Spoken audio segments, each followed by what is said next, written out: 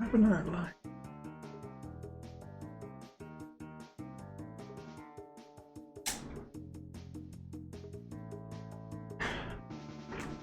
Yeah.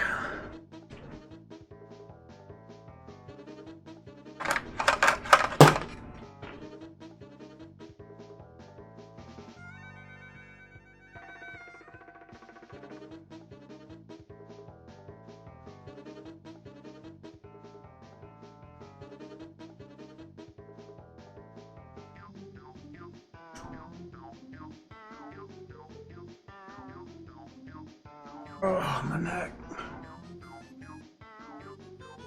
Too loud. Alright, I think everything's good. Mic's on, desktop audio, music. We got Goba. Yes, Goba's working.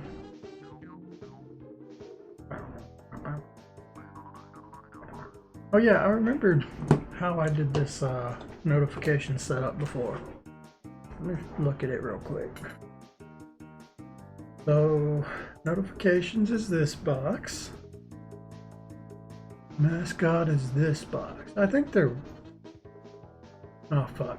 Okay, I don't remember how I did it before. Okay, I'm just not gonna touch it. It was close enough. It'll be fine. Alright. Hello! Right there. I've done some work. So, I haven't been lazy. How many days has it been since the last stream? Not too many. I think like 2 or 3. I had a day off. That was when I streamed. So it's been... Today's the 3rd day. So... Yeah, technically 3. Or though this is the 3rd, so 2 days since. So I've worked on... Man, it feels like I've done a lot for 2 days. My glasses are all fucked. Messy. Didn't cuss. It's not good for the algorithm.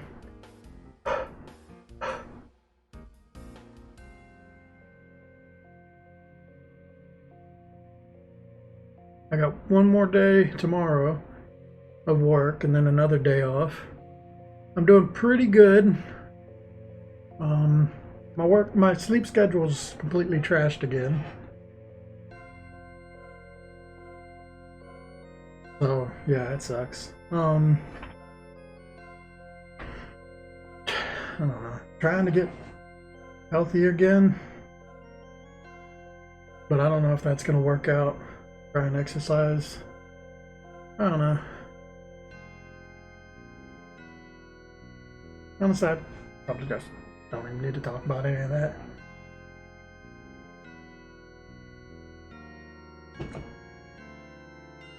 Alright. Let's see here. So I got up some pictures to use for reference. I got this stool. Because I'm on this one now, which is where I'm doing the the suit.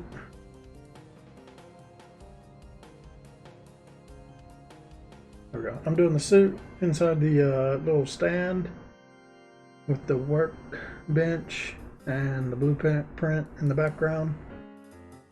So I've got to draw this at a different angle. I got to draw the stand. I got to draw the bench itself and the little blueprint that it's gonna have. And then all this stuff is probably gonna be, or it's gonna show up in a later picture as well. So I'm trying to like pre-plan out some stuff and not make mistakes later on. But before that, you have a couple more done.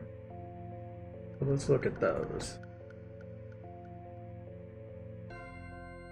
So on my stream,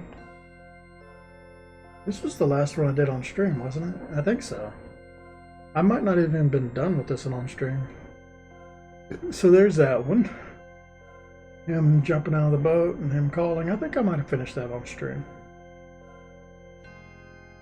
The next one is him going through this box, pulling out the scuba suit, and then handing it over. This is all them looking at the table. with the map, when you get the map, and then this is it with the map. I put it together. I mean, these are pretty easy. I just had to like change facial expressions a bit, or I just moved some stuff around. Nothing much. This is her opening the shop door. She gives a big smile, and they're like surprised. And then we've got the one I'm working on now, but I went ahead and did the one after this, which is where they're just discussing the name of the suit. So that was easy enough. I basically just changed facial expressions, used a old one and threw a hand for thanking. So that's all the ones I've done. I was doing like 3 or 4 a day, I think. Started on this 1, 2, 3, 4, 5, 6, 7, 8, 9. I did 9 in 2 days, so yeah, damn. I was making some good progress. I was watching a lot of videos, some streams, some of my watch later content. Getting caught up. I figured I'd stream a bit tonight. I might just do like a little bit of streaming, because I can already feel my throat is sore, just not even from streaming yet. And streaming always makes my throat sore, so I'll probably do like an hour or 2 and then do the rest off stream. Hopefully I can get at least this one done. After this one, we got this whole thing where the lovers in the boat get attacked. That might be more complicated because there's a lot going on. I don't know what I'm going to do here as far as like, am I going to do a vignette with the water? I got to draw some sort of water thing around here, right? So that we know where we're situated, even though there is a boat and a lighthouse. But I don't want to do like I was doing before with full background, so I'll probably do like a little cutout of water here instead. Maybe I'll go with that. I am drawing on this. Let's go ahead and just like lock that in so I remember. Then yeah, there's a alien creeping up on them, and then they get attacked. There's the scene with the compass. This one's pretty easy. Anything that's just like person, hands isn't too difficult. I just need to take pictures of the hands or find poses of them. But these ones are the easy ones, pretty much, because I've already got all the poses mostly drawn. This one I'll be able to put her in and basically find any picture of like a Wendy the welder. I was thinking about like what more Easter eggs I want to add, and I've been thinking of a couple of them that I can throw in here.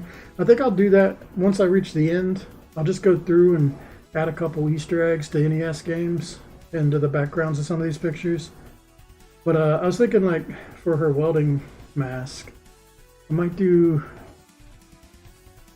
I don't know. It's kind of, I don't want to touch like Mario game. I don't want to touch like really popular NES games like Mario. But I was thinking of doing like a Dr. Mario virus or whatever. These little like ugly dudes. I don't remember exactly what they look like. I'll have to look them up. I remember them being something like that. There's like a yellow, a blue, and a red one. I was thinking maybe I'd do like the face of one so that somebody who is astute will recognize it. I want to do stuff like that. I want to make some references, but hopefully they're not so much that they get me in trouble. Honestly, I think the Manta one's a bit dangerously on the nose. The Naruto one is just kind of funny. I mean, I had like everything about him looked like Naruto, so I just drew the little whiskers on him, and that was basically sold it. The Manta Tiki bar. I mean, that's an original picture of a ninja. But I did use the same writing style But I think that one's fine. Plus, it's a really obscure game. It's not like Ninja Gaiden or something that still continued on. I don't think there's ever been another Black Manta game. There's a Blaster Master one I definitely want to add in here that I thought about. I don't remember the other ideas I have. I should really write them all down as I think of them.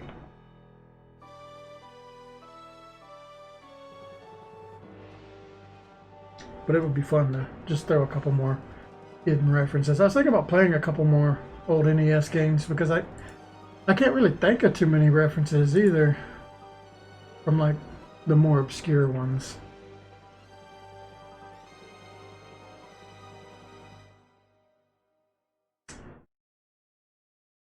We've got like Battletoads. I could do something with Battletoads, so that one's kind of a more popular one.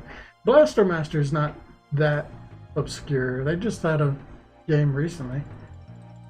But I know what I'm going to do for Blaster Master. I want to draw a little toad in the bottle in the classroom because I thought that fits perfectly.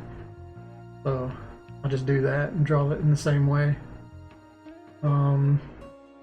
Castlevania? I could throw in a Castlevania reference. I could throw in something for Contra. I like Contra a lot.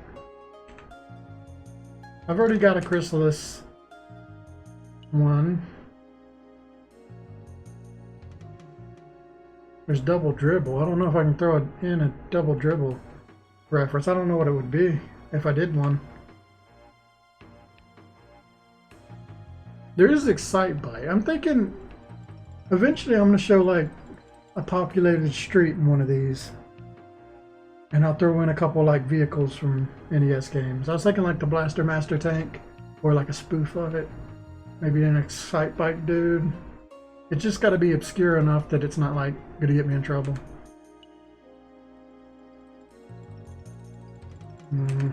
There's Jackal. I'd like to have a Jackal reference. I don't know what that would be. Just an army jeep, really.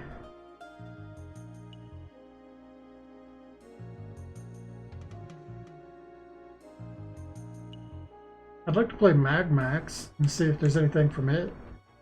I hardly even remember that game. So that's just something I want to play. There's Metroid. I don't know about that. Milan Secret Castle, maybe. River City Brawl would probably be a good one. I'm sure there's something from River City Brawl that I could add in. River City Ransom. It's got cutscenes kind of. I'd like to look at River City Ransom again. That's a fun one to play. I'll probably play it and just see if anything stands out to me as like a little Easter egg I can add. I think one of these days I'm going to do another NES like stream. Maybe when I finish cutscenes and stuff, I'll do an NES stream. Skater Die. I think I did a Skater Die reference somewhere, didn't I? I don't know. I've already forgotten if I did.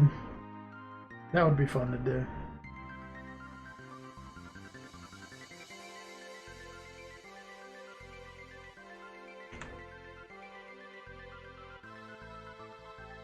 That's really it. I mean, there's other games, but I skipped all the ones that are popular series like Zelda and Mario,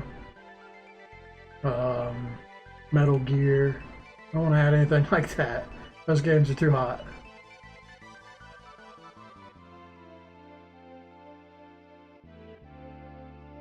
I know Nintendo is really bad for like their legal team picking on people.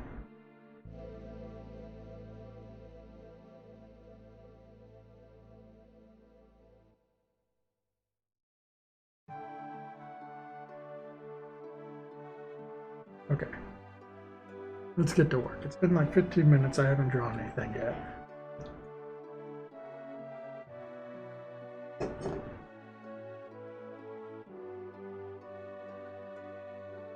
So I'm at 48. No, I'm at 49. Well, yeah, I'm technically at 48. I skipped one. So almost to 50. And from there it's another 35 to get the rest of these ones done. We're getting there. I mean, once I get to, how many frames were there? There's like 15 after this, plus whatever. The research ones I don't think will be too bad. Yeah, they kind of will. It'll probably be like a couple days of doing the research screens as well. Then I got to do the fishing minigame stuff.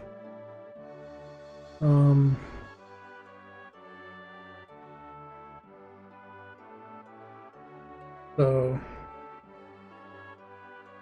I don't know. We're somewhere around halfway. God, that feels terrible to say. I'm supposed to cheer myself up, but I still have a ton of work to do.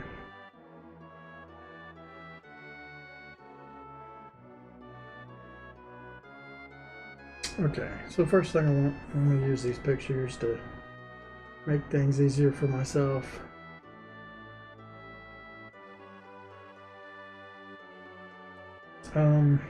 Honestly, I didn't need to pull this one in, but I guess I will. I'm not gonna like, I just like what this looks like as far as like a blueprint, you know? So I was gonna just like copy the style and do it for my submarine if I can do. So I don't really like need this to be in the project, but it doesn't really hurt. This is the stand from Fallout 4.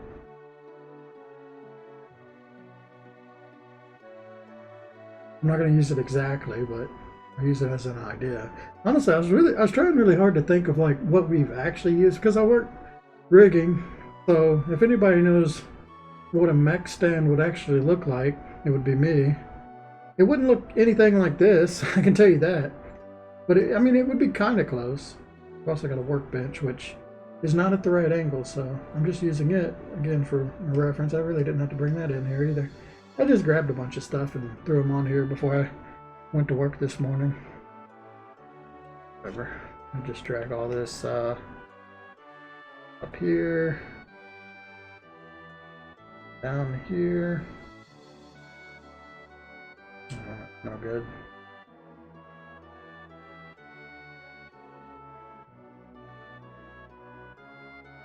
There's not really a good place for this. Resize some stuff.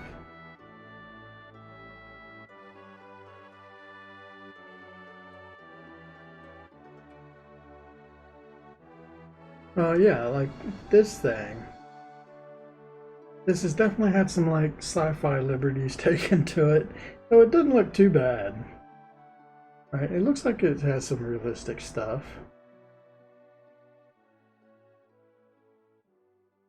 These plates on it to give it like so it doesn't damage the floor is a nice touch. I just want to look at this. These plates here seem legit. This thing's set up in a way where it can collapse, which is really interesting, where like you can lift the legs.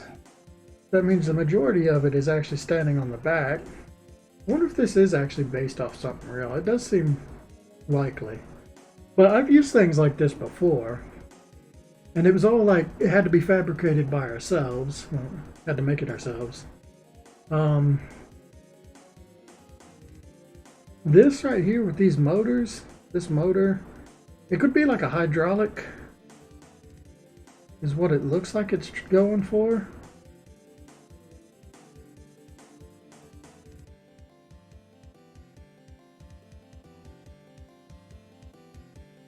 Doesn't really make sense. If we had something like this, it would just be like a sheet of metal here, a big piece of tube steel, and then on this would be a kind of like a hydraulic press, and they come in various sizes. And where I used to work, we'd have like the largest size in the country.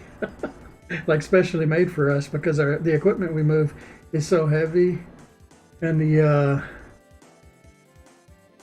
there's so many like rules about what you can move that yeah, they basically like, it's probably the hardest place to do rigging because you can't, it's not like a construction site, and there's very little you can actually move out of the way.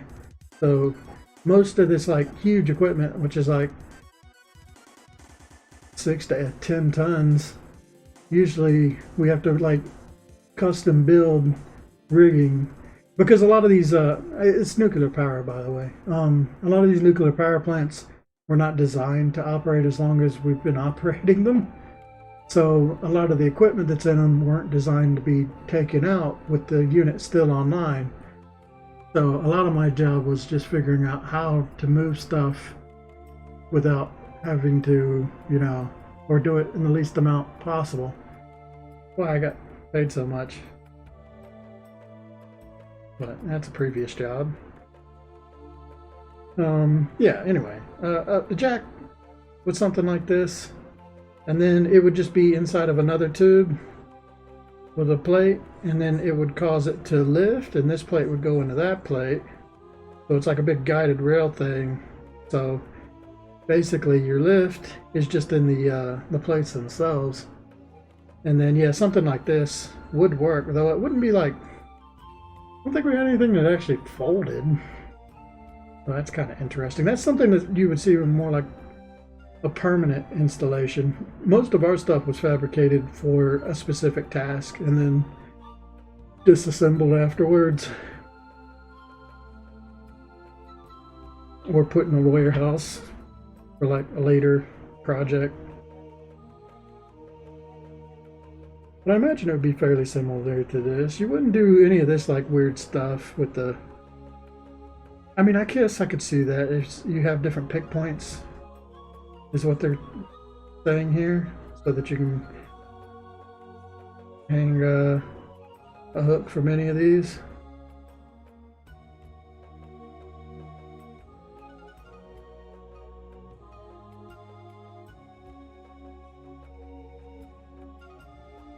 And then I guess they're showing like a hinge here so that this thing can be raised and lowered.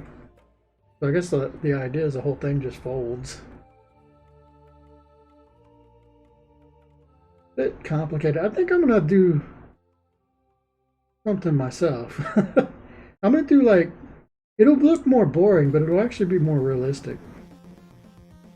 So I'm just gonna use this as an idea for like the pose of it, because the pose is right. Like, and it's a weird pose, that kind of this weird angle.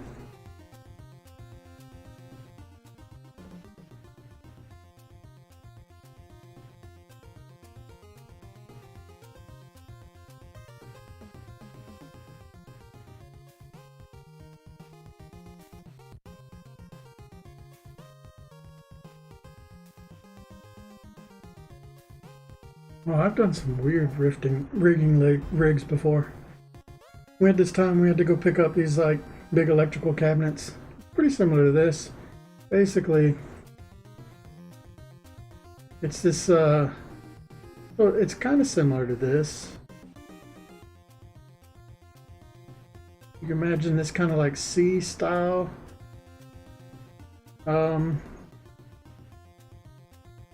But this thing was modular, so okay, so it's kind of like what we're looking at here, only there was a beam between both sides.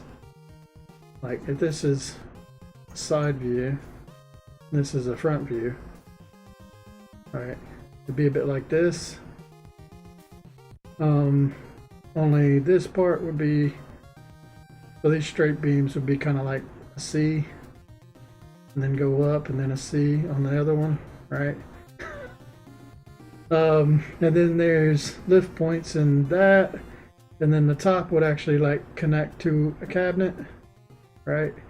So the idea is you could take this thing and like stick it up next to an electrical cabinet, hook it up, get it unpowered. These electrical cabinets were like from the 60s. Actually, a funny story, inside of one of these nuclear power plant, like all the computer systems in them were from the 60s, or whenever the places were built. So that's why we were replacing them. But when we pulled it out, we found like blunts, we found porno mags inside like a nuclear station control room. They, I don't know, most people thought it was funny, but there's a couple managers that like freaking out about it. But you know, it's like, it's all ancient stuff. It's nothing from anything recent. It was from a time when things were a lot less regulated. But yeah, that was funny. You'd find like occasional like just the pieces or the pages of a porno or something. But oh yeah, man, they had a fit about that when they found out. But anyway, you'd bring it up to a cabinet. You'd use these lift points to pick it up, right? It would stretch it out, extend it. Well, not in that direction, but it would lift it up, and then the whole thing is on big caster wheels. Those big, like, you just imagine like the kind of wheels that are on the bottom of like a chair or something, but much larger, right? They're as big as my head, so that you can actually lift it, and it's very top heavy. So when you move it, you either, I mean, I think for the cabinets, we're in a place where everything is extremely level and the floor is very, you know, well kept, so we were able to push it.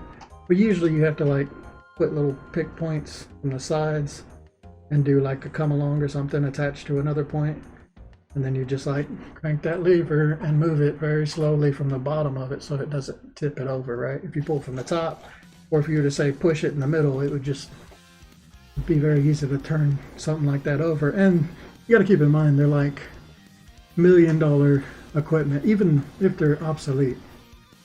Especially bringing the new stuff in now. And the new stuff is like, it's electrical, so like any sort of like bumps or anything would just be like a big no-no. You can't bump it at all.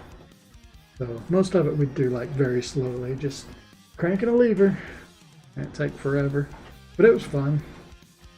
It's a good workout, you know. But once we did all that, then you bring it over to this this big like standing tray, set that frame on top of it, and this thing would like lock in, and the idea was is this would get pulled into the frame, and then a bar would come up, and basically it would lay it down on its side, because otherwise you can't, they're too big. They're bigger than refrigerators, these electrical cabinets. They're like, you have to get on a ladder to get to the top of them, basically. So you have to lay them down to get them through a door. And usually we'd have to like disassemble doors that were extremely like high security. So there'd always be like security guards there, like searching us every time we go in or out. It's kind of annoying.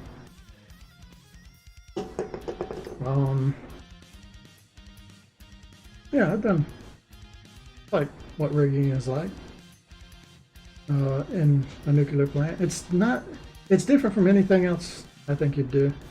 I mean, there's a lot of standard stuff with it too, but I was always on like the projects that did weird shit. Because once you get in that group, they don't want to let you go. So I got really distracted there, but I was just enjoying thinking about it again. But I used to do stuff like this all the time, is basically what I was saying.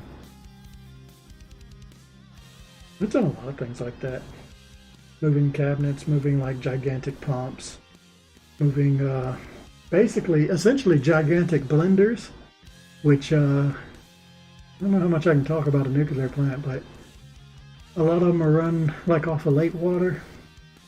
And with the lake water, not everything gets filtered. I mean, they try and filter it pretty well, but there's a very large thing called a strainer, which is essentially just a gigantic blender. And anything that happened to make it through all the different filters as it comes into this thing would end up in this blender, and it just all get mulched up. Any poor fish that happened to make it into the plant. And it stank. Oh my god, it was so smelly. That was a tough one. That one required a lot of work because one, it's so imagine like, I think this is the size of a person compared to this thing. So it's like this. I don't remember how much it weighed. It was something like, it was very heavy. It's also in a room. It's like this big. So it's like that big. It's a lot longer, but basically you have no room to move around it. And we built a whole like rigging system for it as well. it would like go underneath these like big flanges on the side to pick it up, and then we had to like transfer it a little bit, and to even move it here because the floors were so uneven, we had to like put like big like race car tracks basically. They're like gigantic Hot Wheels tracks, you can think of it, just to make things smooth and easier to transition. If it ever fell over, we would just like, it would be the worst thing in the world, right? So it was important that it not fall over. Also, if you're in there, you would just die. I was probably in danger of dying a lot. I don't really think about it.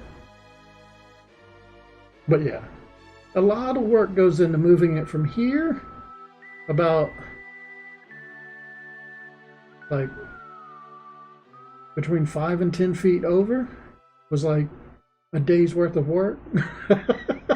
And then once you got it there, you get it, you completely re-rig it and set it up in a new lifting mechanism to drag it like forward, you know, towards us, about a certain amount of distance. And then once you get that far, to go around the other one, you have to completely undo it all, hook this one back up to go back this way, so it goes around another strainer. And then once you get it to this side of the room, you unhook everything and then rig it back up and move it all the way out.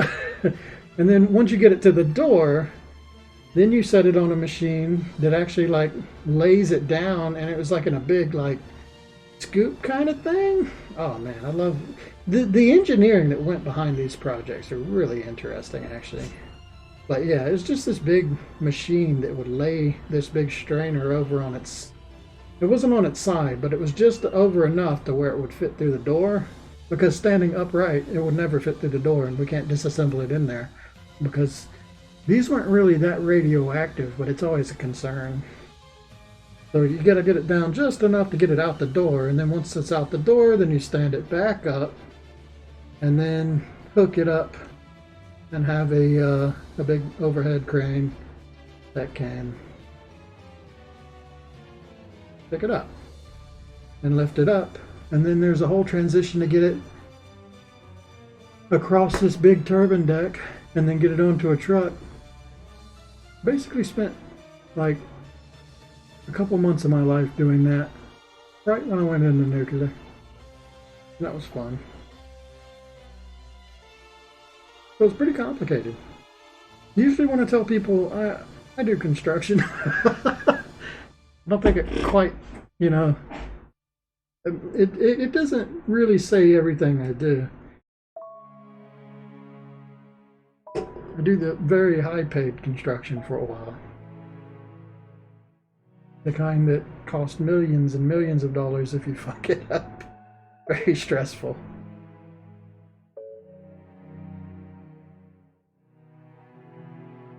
But it does give you a certain amount of leeway where you can't just get fired if you do something dumb.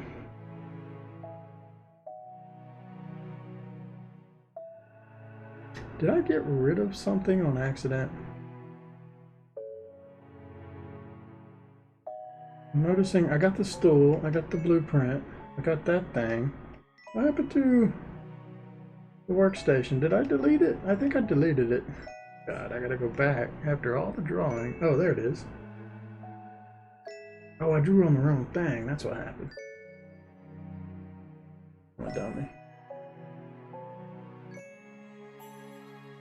There we go.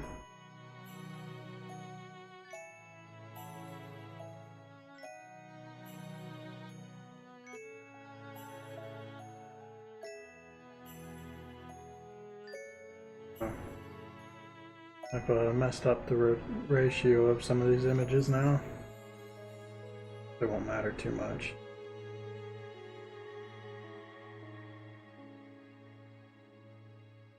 I wonder if, I mean, I plan on drawing this myself, but if I shrink it down a lot, basically have it look like what it's supposed to look like later. I don't know, it's a little too much. I don't think that's necessary. Do this, set it over here. Right, this is the only thing that can actually just be traced, which is the stool. reason to draw the stool, which the stool's not that hard to draw anyway.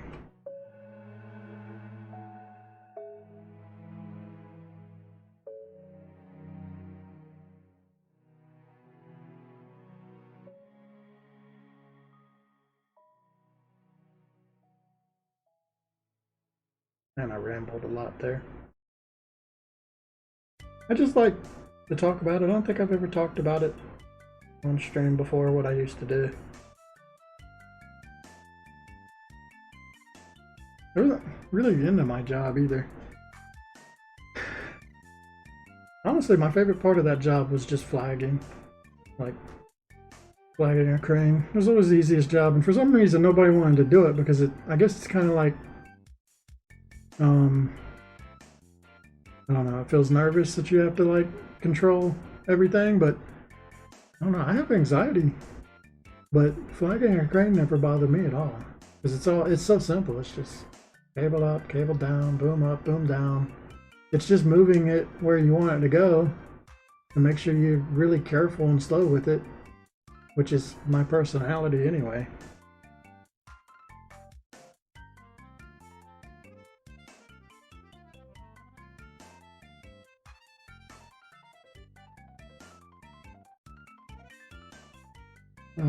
Besides that, I always loved any job where I can get up high.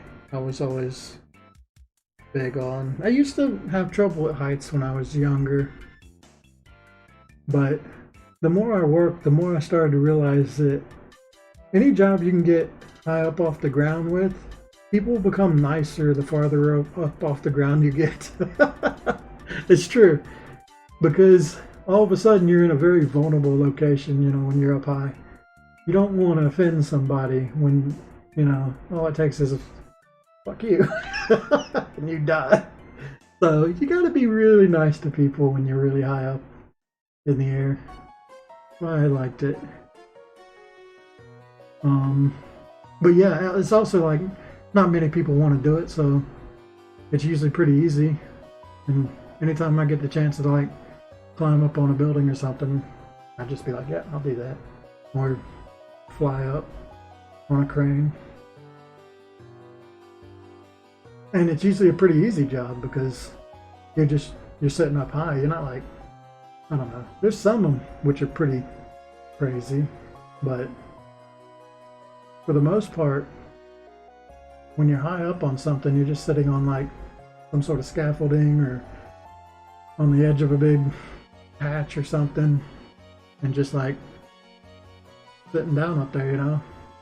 It was always easy to do. So yeah, anytime I could get up high or flag the crane, it was always my thing. And then, like I said, usually were jobs that ordinary people didn't want to do. The parts that I always hated though was like anything like bolting up. I hated bolting up. Going in anywhere like a really hot, I hated. Which is most places in a nuclear plant. Get up to like 110 degrees or something, enough to where you have to have like a stay time before you have to come back out. Which is good in one way because you're never like working longer than 3 or 4 hours, and then you like get a break for a while, and then you, as you know, another shift comes and takes us over for some time, and then you go in. So it's good for that reason. It's just like it's very like you know, it's tough when you're in there, and then it's easy when you're out, and then it's tough when you're in there. So instead of being just a normal job where you're just flatlining, there's a lot of that kind of thing.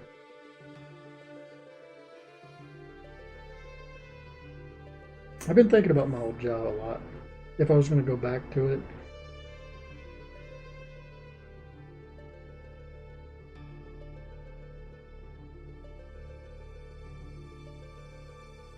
Which I don't know. It would be a fast way to earn some money, but there's a lot of negatives that come with it. You gotta travel. You gotta stay in hotels or motels and deal with like, make sure you search your room real careful. And then you got like weird shit like people getting in fights and shooting each other in the middle of the night and you're trying to sleep. I got desensitized to a lot of ridiculous shit from staying in motels. Make sure you check your room really good, lift the mattresses, and make sure there's no bed bugs. God, I almost stayed in a place that had bed bugs once. I think I got really lucky. I didn't like unpack anything, so I didn't. I wasn't in danger of like bringing them home, but bed bugs are like horrible if you get them in your house. Ended up just getting my money back, and then I fled that place. I was like, fuck that. And then working is like 72 to 75 hours. It's 72 hours is what it used to be, but then they did this bullshit where they wouldn't pay like lunch anymore. And I think most places seem to have followed this trend. So lunch is like 30 minutes, which who can eat lunch in 30 minutes? It's like so rare, especially when you work on this like super large plant that you have to walk like 15 minutes to get to the food. And you have no time to eat because you have a 15-minute walk back. It's just impossible. But yeah, whatever. They don't pay you for lunch, so that ends up being like a 75-hour week. When you add that stuff in. And then you also have like the time it takes to get to work, which working at like a plant, sometimes it would be easy. It depends on when you get off. If you're like, I love night shift. If you ever work night shift, it seems to be easier. But day shift, you could be sitting in like a huge ass line just trying to get off the plant. That'd end up being like another 5 hours or something. Or you get one day off, and your one day off, well, you're in a motel, so you got shitty internet that goes out constantly. And then this is your only day to go do laundry, so you got to go to a coin laundry. If you don't want to spend money. It's probably your only chance to have some like decent food. Go to like a restaurant. I used to go to like, on my days off, I loved going to Waffle House. It became like my big thing. But also like Applebee's or just any kind of steak place. But I made a killing. Now, don't get me wrong. I think, I don't remember the exact amount. It was something like 500 per diem, which that's untaxed. And then, did I mention it? Most people like don't talk about how much money they made, but I'm like, it's in my past now, so I kind of feel like I just want to talk about, how much I made. Because who gives a fuck? So yeah, why not? I started off making 24 an hour, which is very good, I know. Like right now, I make half that. So, for reference. So 24 an hour. But as I got more certifications and stuff, that rose up to 26, and then it had like an inflation adjustment to 28, which I know nobody is getting those, but we were. And then as new companies started like fighting for the jobs because they're really good for like contractors or whatever, they pay more. So I went from 28 to 33, and then from 33 to,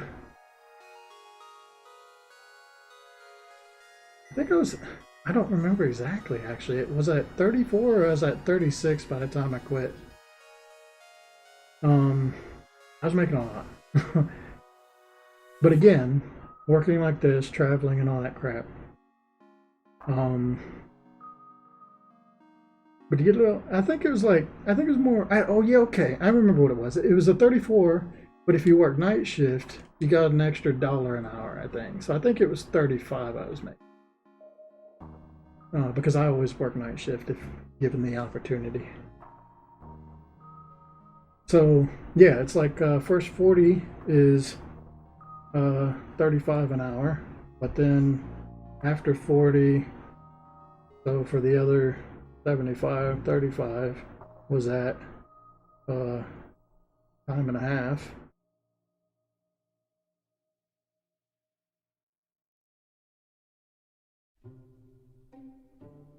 Yeah, time and a half, right?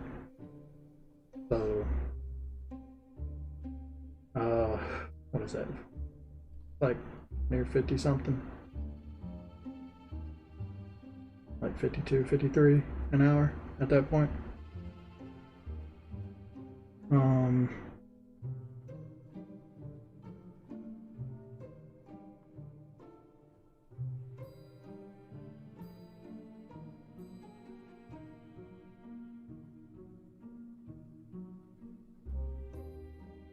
There's always a on-site like coming in bonus or whatever, 500. So you just make 500 for getting there and getting set up. And then sometimes there's an end of job as well, for like exit cost or whatever. That one didn't always get. But end up working like 1 or 2 months working like that. End up making like, I know I pull like 2.5 to 3K a week for my checks. Like taxes take a huge amount of the money once you like make over a certain amount. But the per diem was always untaxable. That was always nice. Honestly, that's the best part. Most of your check, well, not most of it, but a large portion of your check comes from that per diem. If you don't get per diem, it's kind of like not even worth working at that plant. But usually, yeah, I could make like 20K in a month or something. That's kind of what I would expect. Anytime I work an outage, I'd get like 20K. But then I say all this, and that sounds great. I mean, if you're okay with the time you're working and the traveling and all that, but you got to keep in mind, you only work for like a month and then you get laid off. And then whether you can find the next plant kind of depends on how well you know, what's the word here? How well you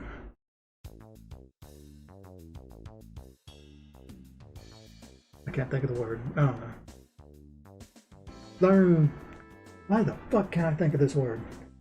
How well you politic? How well you make connections? Something like that. But it's very hard to work like all year round. Chances are you're just gonna work like one outage in the fall, one in the winter, maybe one in the spring or something like that, right? So basically you can make a lot in a short amount of time, but your short amount of times come in humps, and if you miss one, you know, you got to keep stuff in savings. You don't really have like a guaranteed paycheck, and I think that's one of the reasons most people didn't know it. The other reason is you have to have a perfect background because of background checks. You know, it's nuclear. If you ever fail a drug test, or if you ever screw up ever, and this is a place that makes so many rules that basically if anything goes wrong, they're just gonna like be like, well, that's it, you're barred from ever working this job again. Honestly, I made it 10 years without any big screw ups. It's pretty good. I've seen a couple people like get a permanent bar or a 5-year ban from working. So it does happen.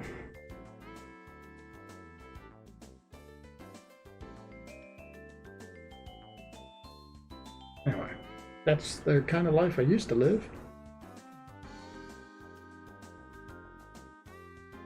Before I decided that my life, like from 21 to 30, 31, so like, yeah, it was like 10 years basically. Like my young years basically was completely just spent working. That's all I did. I worked, I saved money, I bought some land, I bought a house, bought a motorcycle, bought some fancy like electronics, and then just couldn't take it anymore. I don't know. I felt unfulfilled completely. I mean, the job's okay. I think I hated it more than I should have, just for the fact that I had nothing that was fulfilling in my life. So I just kind of blamed it all on work, but it's not a bad job. Just really, I needed to like do more hobbies that I enjoyed. And I started doing hobbies like right at the end there. I think around 30 is when I was just like started doing shit. I don't know. I mean, I started the YouTube.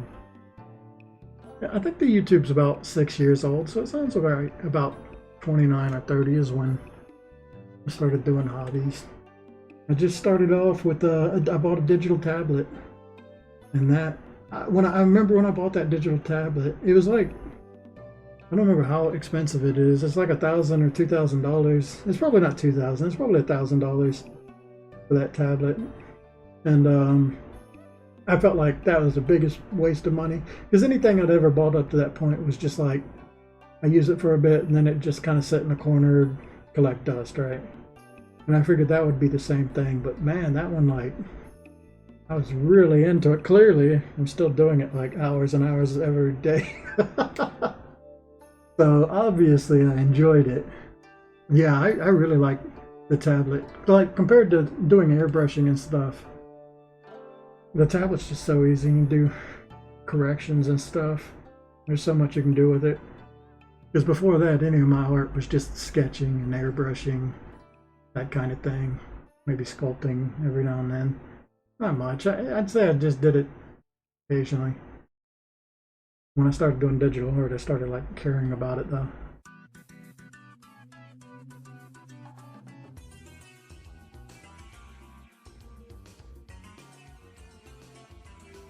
So then I started the YouTube.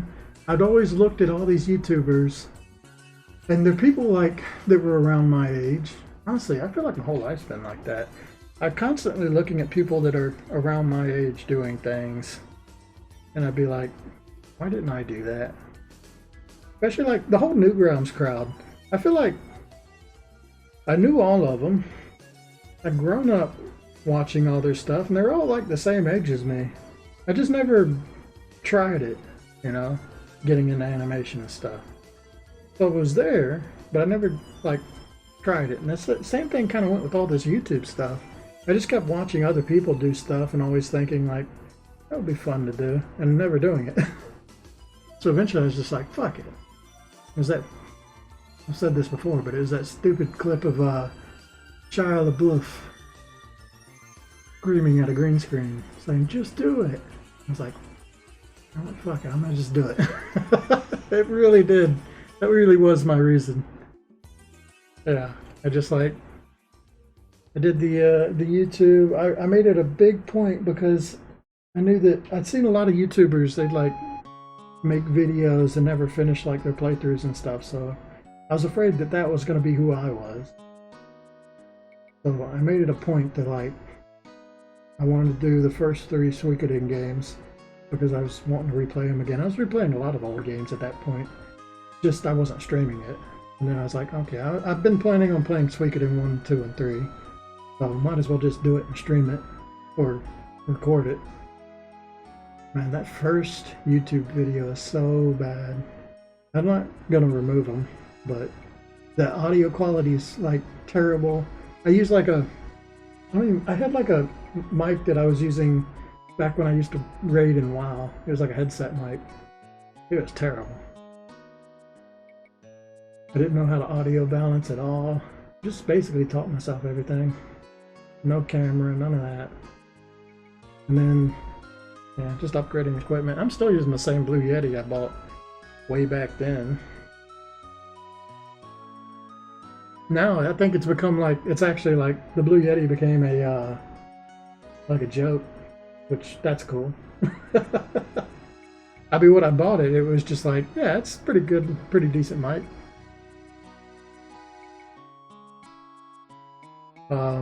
But later on, it's kind of like Affliction t-shirts. When I bought my first couple of Affliction t-shirts, I was like, these are really nice, you know? It looks like there's some quality been put into these, and then they became a big joke, which is a shame. I still got one of my favorite Affliction t-shirts that I refuse to sell, because fuck you. I bought it before, but it was uncool. But yeah, it is kind of cringy to wear that stuff now, because it's like, these type of people that wear them, I kind of was one of those type of people, I suppose. I went to the gym a lot, but I wasn't like dude bro-ish. But An Affliction t-shirt does look nice when you're in shape.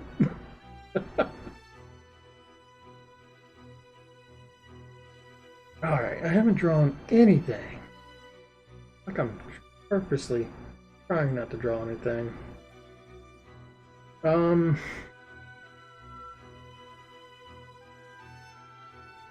Honestly, I'm gonna pull this reference up over here. I'm just enjoying talking about things. And I don't know, revisiting what I've been through.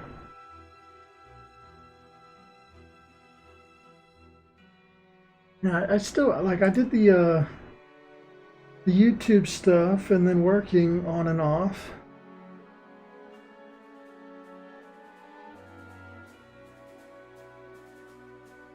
And then eventually I was just like I was really miserable at work one day and I was like completely burnt out. And I ended up, I quit once, I remember. And oh my God, I had like the worst breakdown after I quit. Like, I was talking to myself. It was so weird because I was panicking. Just completely panicking, like doing a career change. It was not smooth at all. It was completely horrible. I'm not the right type of person to have like financial insecurity. Now I do a lot better, seeing as I've got very little money and I still am sane. So I'm a lot better than I used to be. It used to be like if I was ever below 10,000 in the bank, I would like start to panic. And I know most people will be like, I wish. Right now, I wish. But for me, that's just what it was like. It's like if I felt like I had below that, I was broke and I was in danger. So I had to get a job. But that was just kind of the nature of my work too, right? Is you just work a couple months out of the year, and if you didn't get the right, amount of outages in a year, you were going to be fucked. So you had to. You couldn't miss them.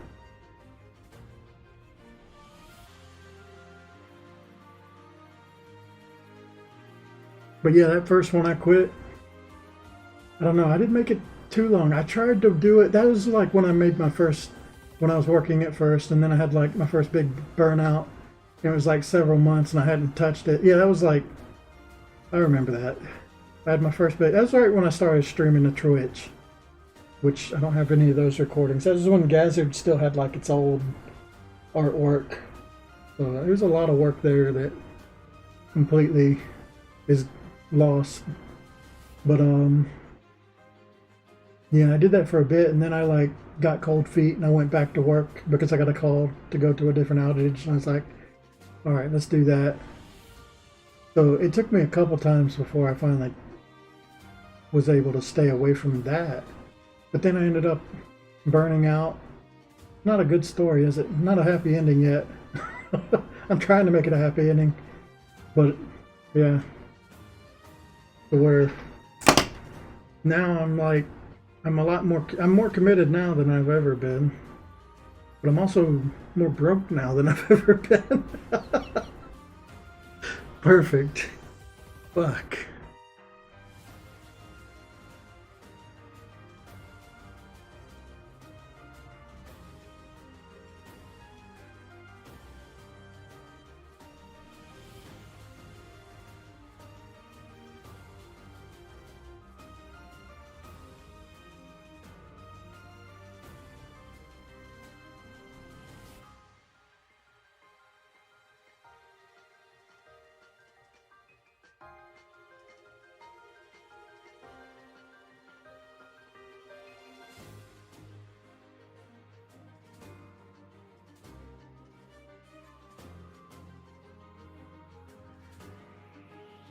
I don't know. At this point, I do feel like I'm committed. I'm either gonna crash or I'm gonna succeed or fail. I just don't want to go back. I don't know. Then again, I was just talking about maybe I will go back, do one more outage. Is that like a mistake though? Probably not. It would give me the financial security I need. I really just need to finish this fucking game. I need to stop talking. I mean, that's the big thing, right?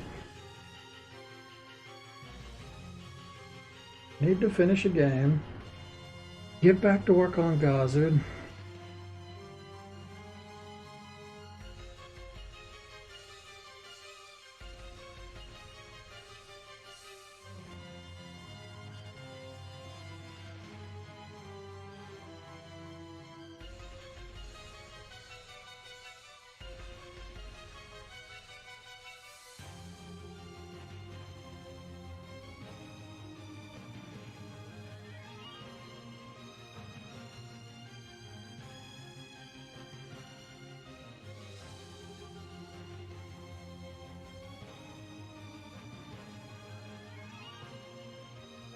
I don't know.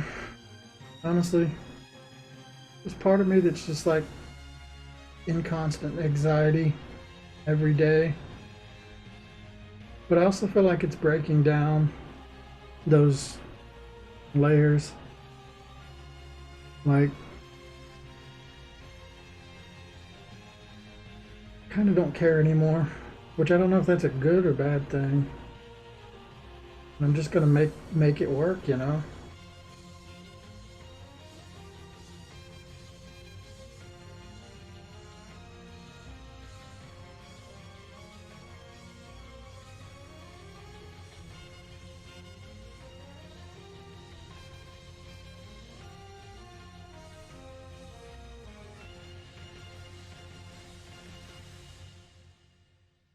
I don't know. It my days are so like I can't say that I'm definitively anything because one day I'll be the most depressed I've ever been, and then the next day I'll be just really chill and content. Like today, I felt pretty good, but like, yeah, it's just constantly. I go from the worst day to the best day, is how I feel. If I'm gonna be more accurate.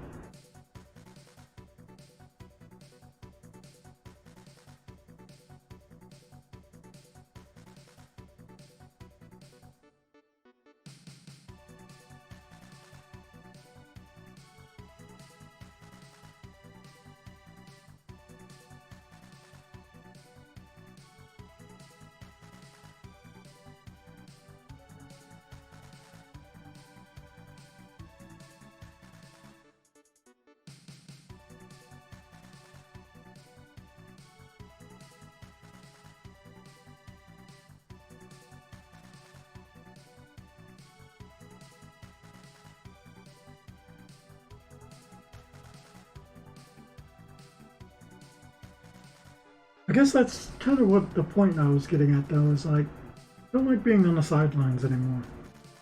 Watching these other people be successful and do things, you know, with their artwork. I don't want to be, yeah, I just don't want to do it anymore. I'm not content with it. So I want to, even if I fail at it constantly, I feel like I gotta keep going till I succeed. And at this point, like I said, I wasted my beginning life.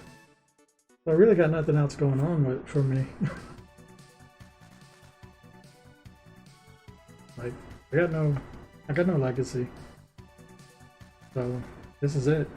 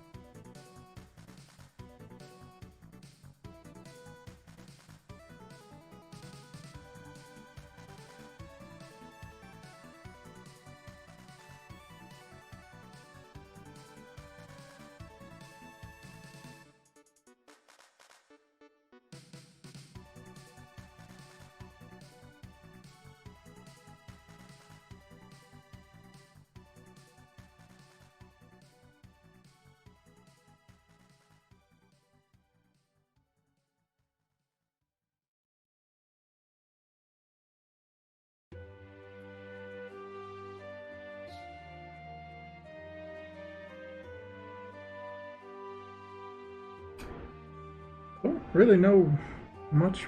Oh, right. I completely forgot there's like a bottom shelf here that I could do.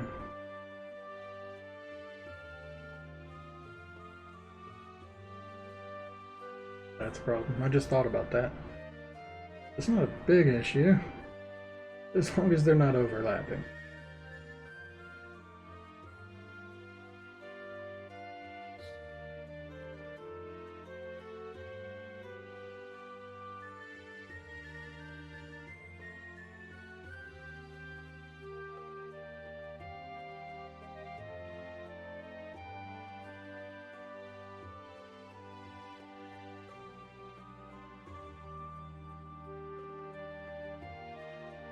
Oh, I feel like being really honest today.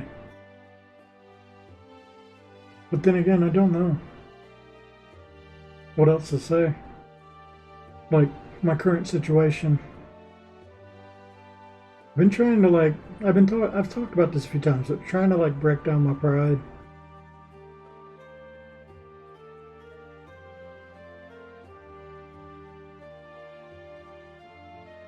I've been thinking about painting my nails. That's something I would have never considered doing. But I thought it would be something weird that makes me slightly uncomfortable. And that's important for, I don't know, making you less concerned about your image, I guess. Also, it might help with my nail biting problem, which is a problem I've never sought to address. Though, to be honest, my nail biting is not as bad as some people's, because at least I don't really take my nails down to a bad level, right? Anytime they like, basically, I know I can feel it to where if they get to where they're poking out too much is what'll make me want to bite them. But as long as I can just barely feel them, then I don't bite them. I do bite my cuticles way too much though. A lot of times I like tear my fingers up from biting too much. So they don't look too bad right now. I was thinking about like actually like not just like nail polish, but actually just taking care of my nails for the first time ever. They're usually all beaten up because I don't care. But I mean, why not? I'm the kind of person that likes like that kind of thing too. Like, I mean, that kind of like, I don't know how to say it. Small work, detail work.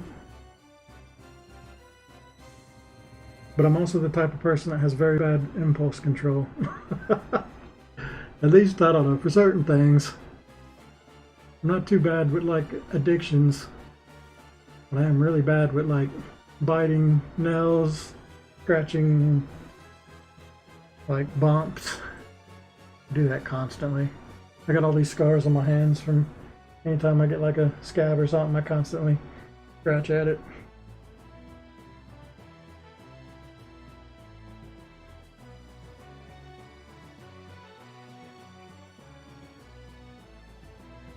I thought I clicked this.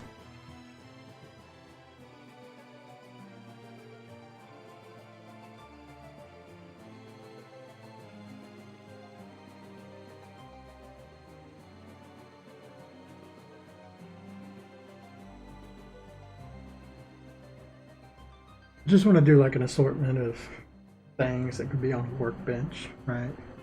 I don't really know what. I'm kind of using this as a reference, but honestly, I don't want to have it be like a woodworking bench so much.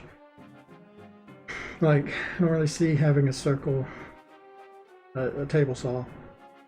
I did this, though I didn't do enough of it to where you can see the whole thing, but you can kind of get the idea. I did the little cabinet thing. I've got one of those. I don't know, some glue. I was thinking like a little, you know, kind of architect table or whatever. That's not, oh crap. That seems like something I could see her having.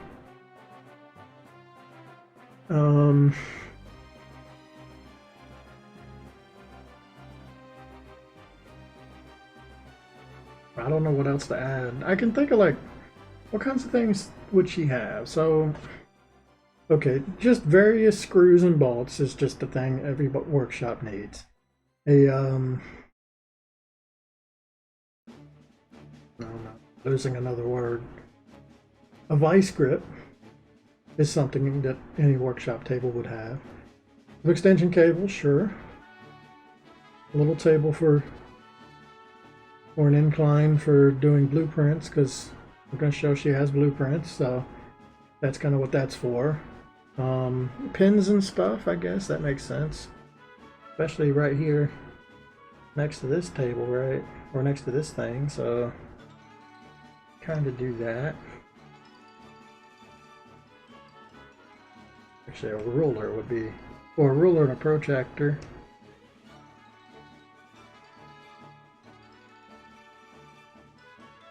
I'll just do the ruler and like some sort of pin here.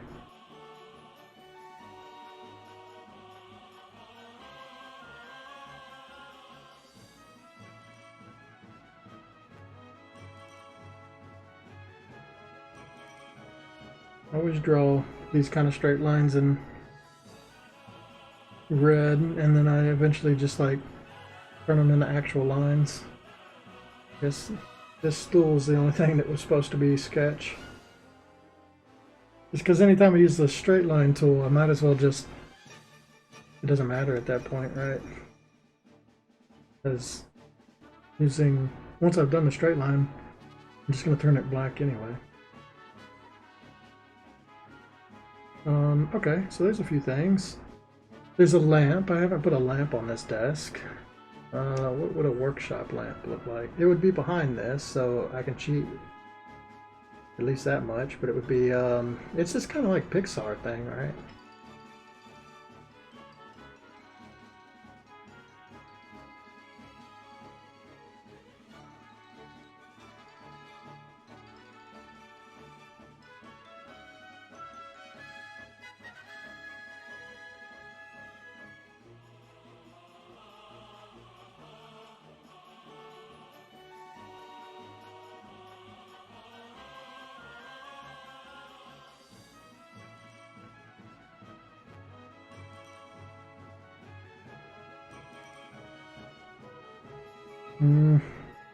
There's some stuff on the bottom shelves.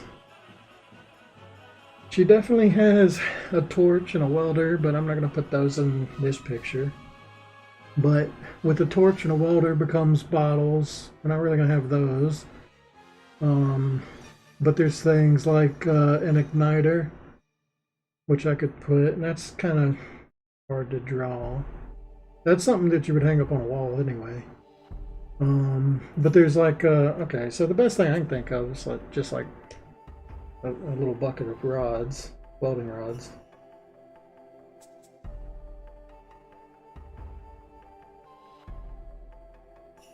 Which I don't even know how I would go about drawing that. I mean, I've seen a bucket of welding rods a bunch of times, like French fries, I guess.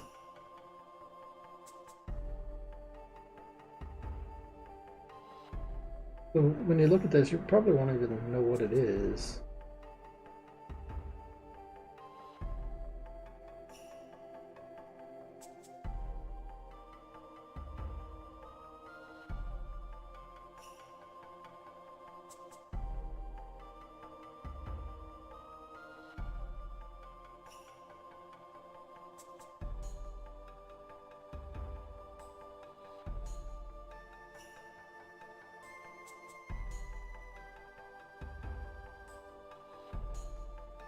Just a bunch of welding rods. I know these buckets are basically coffee cans usually, but my dad kept his welding rods in. I don't have a welding machine. I've always wanted to get one. It's just an expensive purchase. I don't really have uses for a welding machine typically either. I have been thinking about swapping from my job to like a construction job or carpentry job. That would be interesting. I've always been interested in like doing a carpentry job, though it's a lot of, that's like hard work. And I'm 35. maybe not the smartest choice, but it's good exercise. And we're leaving summer now, so I could try that. I've always wanted to just try it out.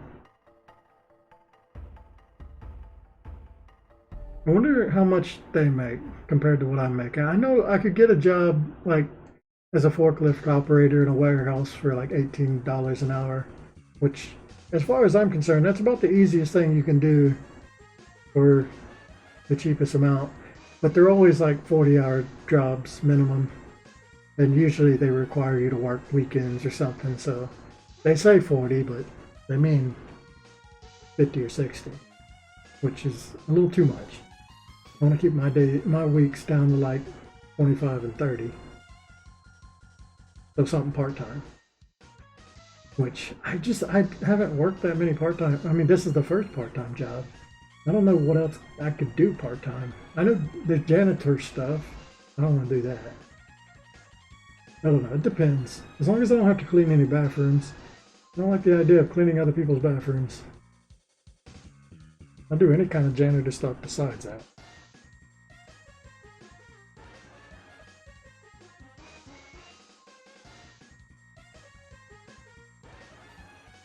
What else can I put in this?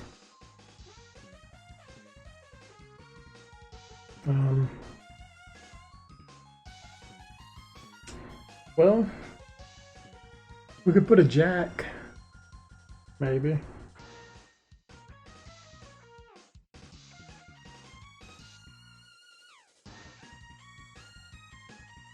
can also do some tools, some common tools. Most of your tools are going to be like up high or on a wall. But an example of a tool you might keep, something like a wedge maybe.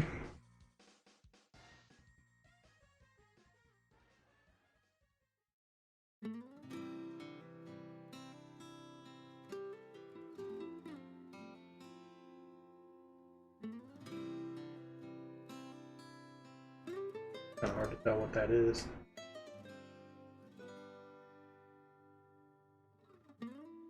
Oh, I know. I can do like a yeah, a wire brush.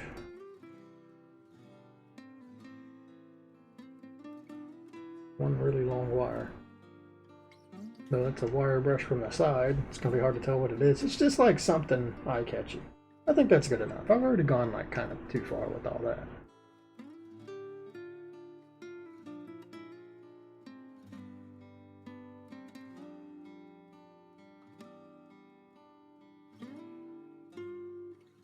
Okay, I've separated these out. Merge this back together. Go ahead and draw the final version of this chair.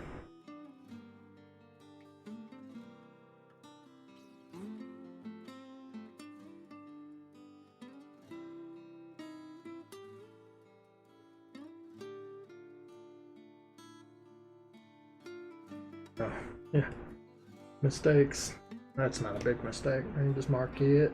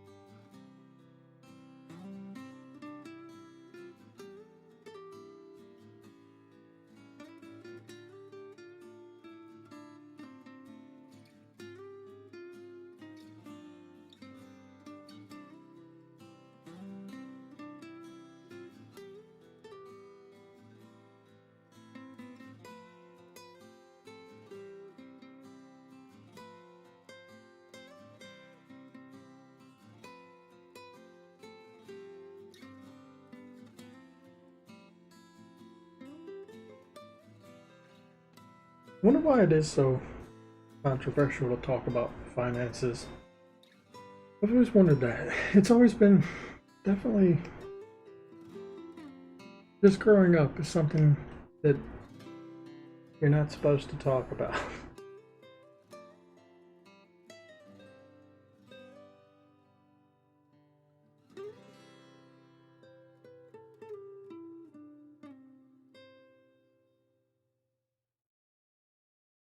kind of want to talk about everything financial wise when it comes to making this game. I've always been curious about the raw numbers of it. So I would like to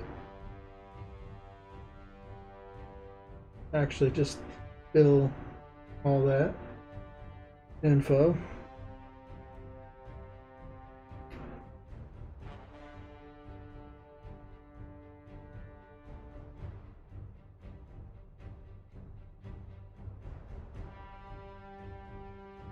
I'll tell you right now, I do have a budget, which is not too bad. I can pull like, I'm making like 280 a week working part-time, and I get like 460, 470 from the government a month. I can usually pull, I can take that like 460, 400 into savings each week based on my meal consumption, which means I'm spending like 400 and 450 bucks on food a month, which is actually pretty low for me. I've gotten really bad with that. When I was using HelloFresh, I was getting up to like 800 a month. So that's not too bad. It's not great, but at least I'm able to get something in the savings. But then again, I say that. Last month, dog food was like 150 bucks. But then I spent like 50 bucks on tacos because I'm an idiot. I don't think I told this story, but I bought tacos. And, you know, I got the party pack or whatever. Just a bunch of normal tacos. And when the guy asked me if I wanted regular or supreme, usually I say regular, and I was just thinking, why not get supreme? I never get Taco Bell. It's like really far away from me. So it's near the pet store though, so I happened to be there. So I was like, why not go ahead and just try it? I did not realize that making those tacos supreme would make the price like almost $50. It was nuts. It was like 40 something for tacos. One meal. Though, I mean, technically 12 tacos for me is like, I don't eat all of them. I eat like 8 of them, then I eat the rest of them over the course of like the next day or something, you know. But still, that's a lot of money. But when I got home, only like 3 of them were supreme and the rest of them were regular tacos. I got fucking ripped off too. After that, I'm never going to Taco Bell. I'm done with Domino's. I'm done with Taco Bell. I'm running out of fast food options. I had to start making my own pizza and tacos. That's the only way I'll be happy. I have been making new food lately. Anything that comes to mind that I think is good. I finally made patty melt. I think I talked about it, but really love my patty melt recipe that I've got now. Made fancy sandwiches. Pretty happy with those. I don't know if I want to cook pizza.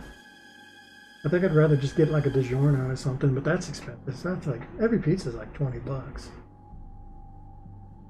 But then again, I think my normal price going to fast food is like $15 to $20 that I'll end up spending every day. Unless it's like Little Caesars, I can spend $7. I think that's the cheapest one I know. Also probably one of the most unhealthy ones I go to.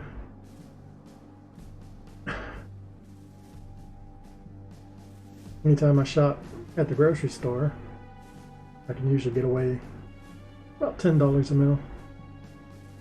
But it's usually like 2 to 4 meals worth just from whatever meat I buy, right? Because they don't make, at least at my grocery store, you have to buy like 5 chicken breasts if you're gonna buy chicken breasts. So basically, and it's a weird odd number always, which annoys me because now I've got to make basically like 3 meals. One of them's only gonna have half as much chicken because I like 2 chicken breasts in each meal. But yeah, once I like break it down, it's usually always like $10 a meal or something. Even though it feels like spending a ton of money at the grocery store. most of my money's just spent on drinks and stuff that I get as well, or things that like onions, but onions sit in the fridge for like the next couple meals, right? So it's really like a bulk payment.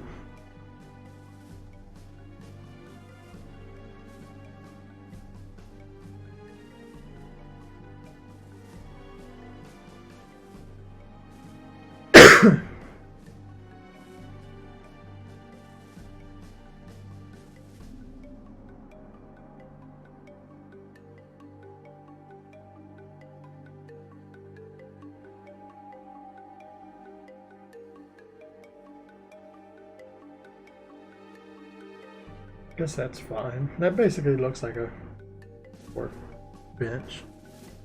I'm not gonna draw. I don't know. Do I need to draw like the background to it? Well, of course you can't see anything here. I guess I'll decide later if there's a back to this. I think there should be a back to it. Maybe. I mean, I'm not gonna draw the wall, so if there's a back, then it would just be like a wooden wall back to the bench. I don't know, fuck it. Let's do this thing, this blueprint. That's really tall, by the way. I think that's a lot taller than I was expecting. That's about right.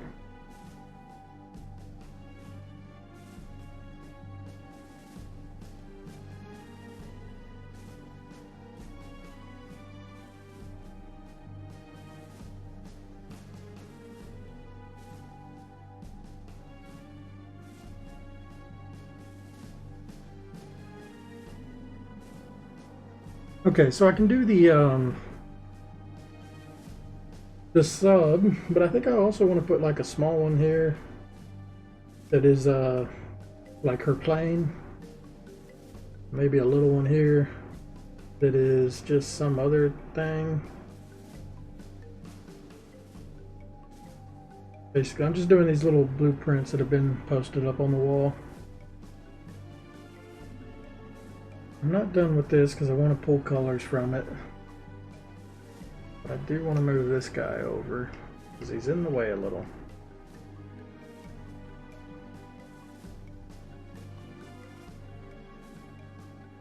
So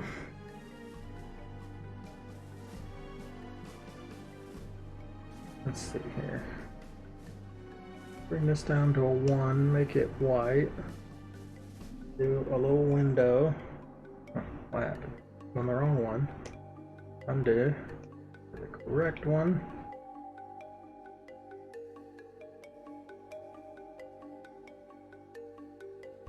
That ain't right. Oh, it's because there's still anti-aliasing on it.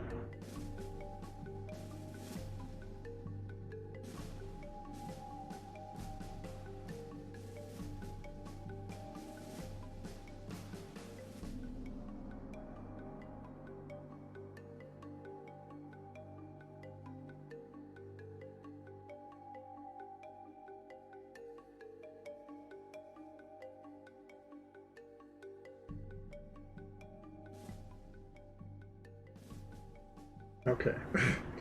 There's these occasional. I guess I do like the grid pattern. Might as well start with that because everything's going to be on top of that anyway. Let's do the grid pattern, which would be easiest if I just make a grid, but I'd have to set that up. I wonder if I should do that.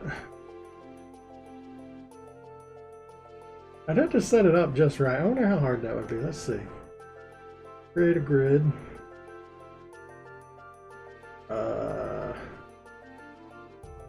I don't think there's an easy way to set up a grid. Like,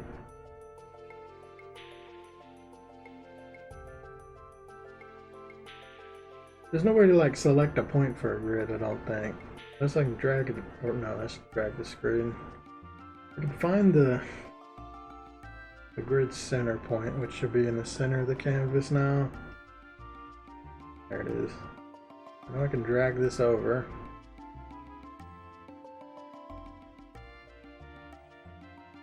Start here. So grid would be, yeah, I guess it's kind of based on the top left. It's actually kind of off center a bit. Let's go like here. All right, so that's that. And I just gotta kind of adjust this myself.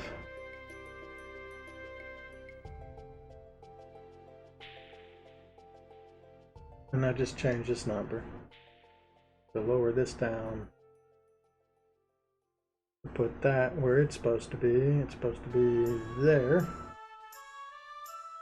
And then I gotta do number of divisions to where it does the lines I want. Okay. This shouldn't be too bad. That's the max I can do. Okay, I guess it's always gonna be like this.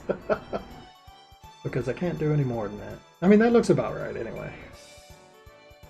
Okay.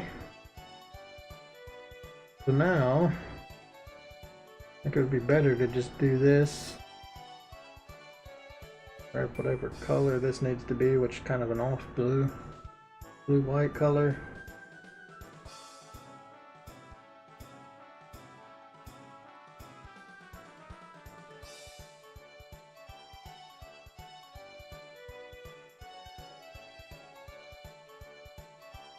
Okay, I can't do that one.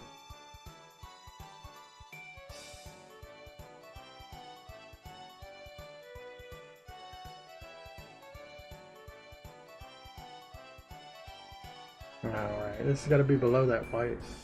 I can always go in with the pixel brush and fix that white, I guess. Yeah, I guess that's what I'm gonna have to do. Fuck. Just shouldn't have done that white line yet.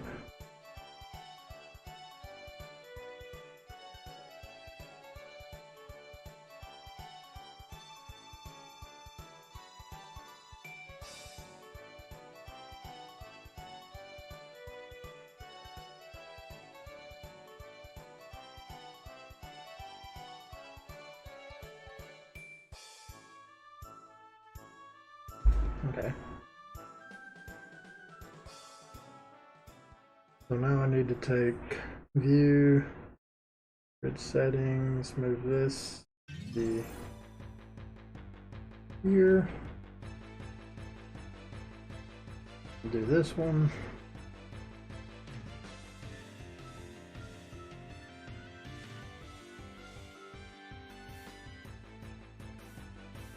I just have to fix these white lines when I get to them. That one's very unfortunate.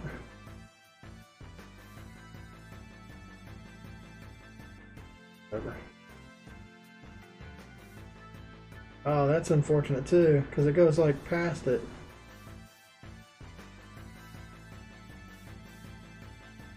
Oh, I know. Back, back, back, back. Okay, let's just do another one. There we go. I'll make correcting it later be a lot easier.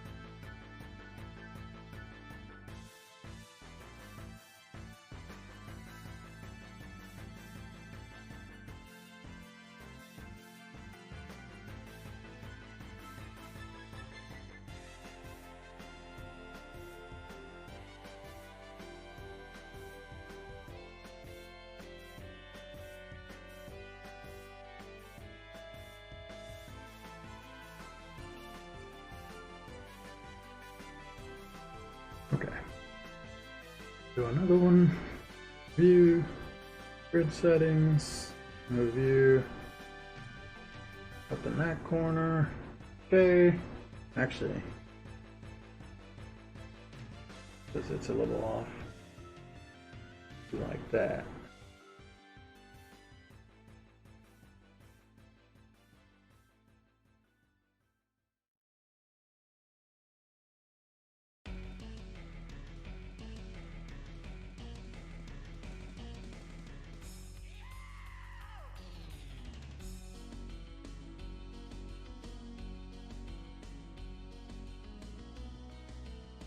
No, these actually lined up perfectly.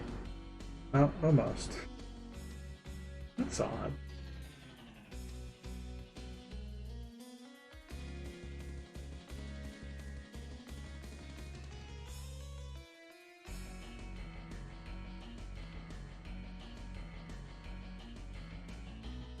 Okay.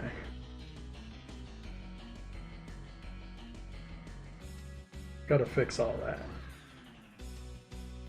Although, no, oh fuck, I didn't think about, no, it's fine. Okay, I just gotta like go in and adjust this one at a time.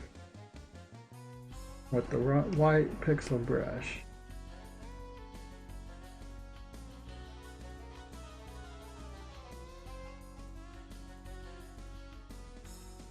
In fact, I could use this pretty quick.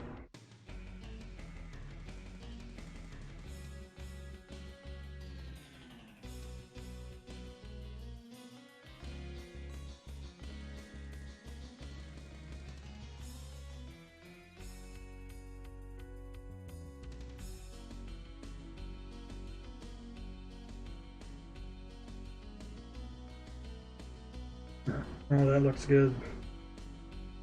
Oh, next one.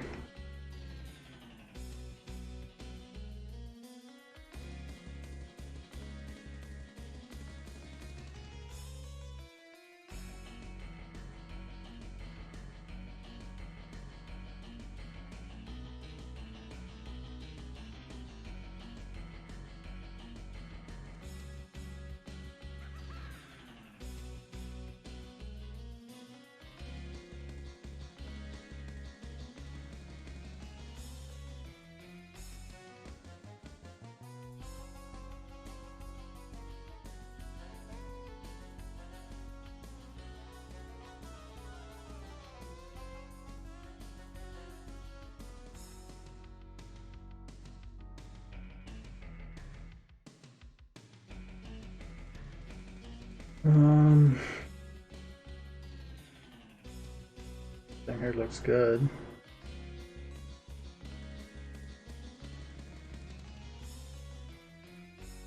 Last one.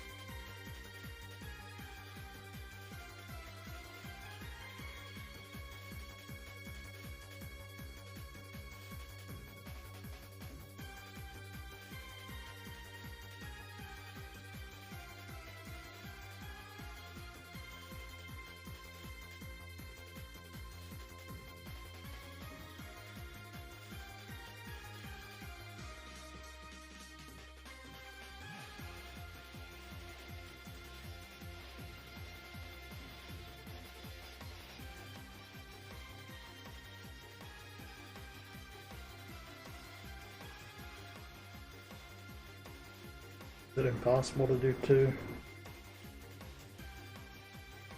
Apparently it is. Just drew an extra one there.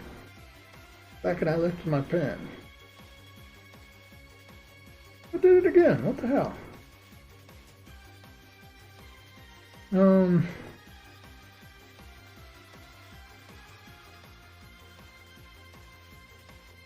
Alright, fuck it. Just a pixel brush.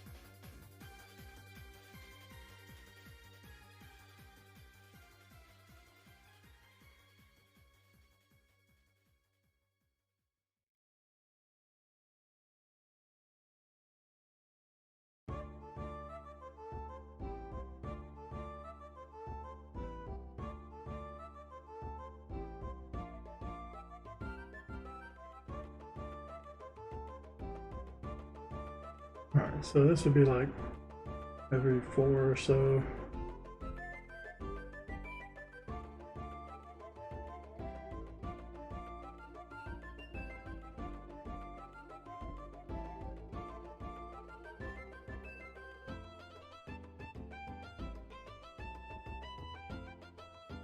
So 1, 2, 2, 1, 2, 1, 2, yeah.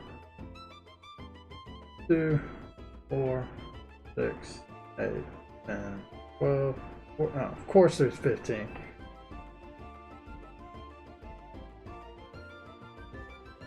I'm gonna have to fudge it in the middle.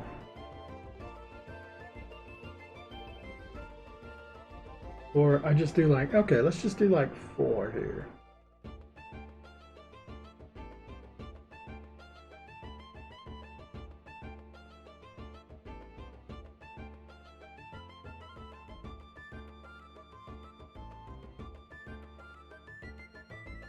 One size bigger too. Do 4 here.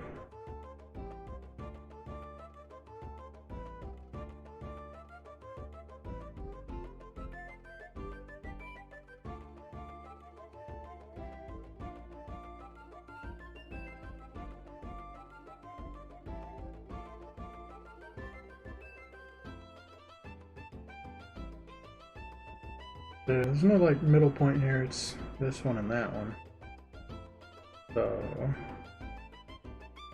can I skip it? Put it on here.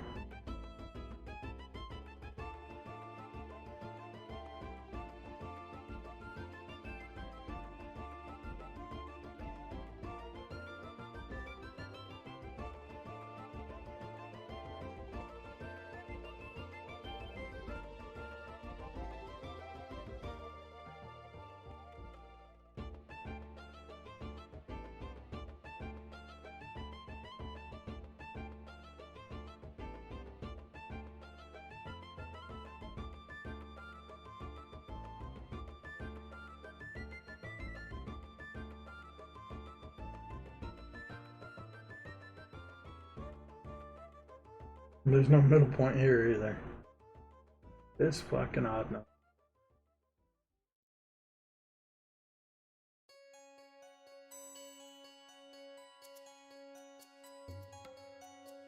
I'll just do that, fuck it.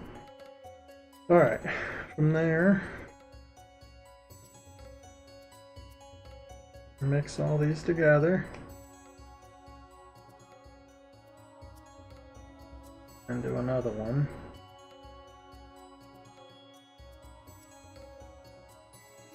Right, so this is where my actual sketches or whatever these are come into play. So this one's easy enough. Where's it playing at? It would be easier if I did not merge it together. But okay, whatever. Let's grab this, bring it up here.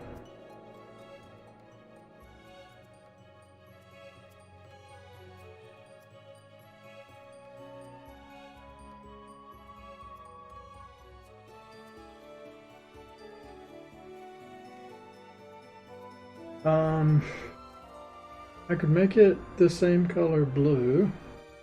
That's not really good. I'll just have to. I wonder how well this will work. If I just said get rid of that and this. That. Not very good. Undo all that. Just gonna have to trace over it then.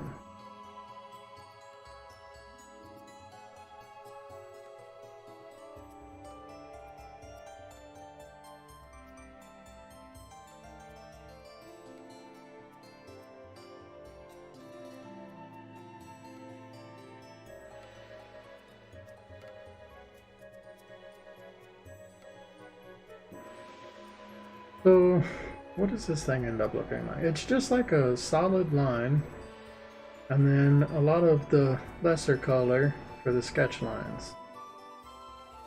I think that's the way you make it look good. So I do like a solid color outline, and then use that blue I used before. to add the detail bits.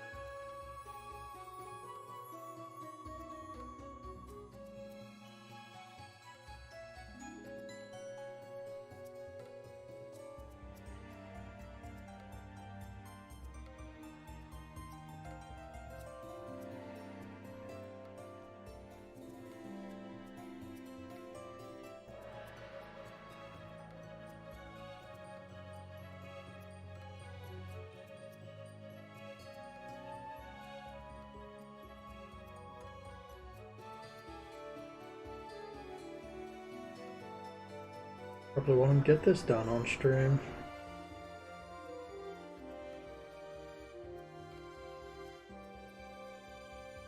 Still doing the blueprints.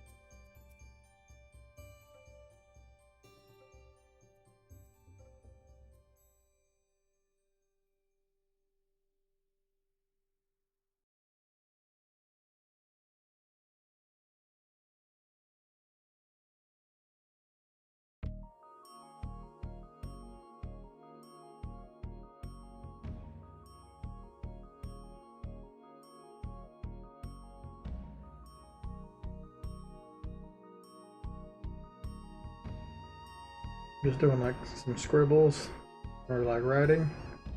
It's too far away to see.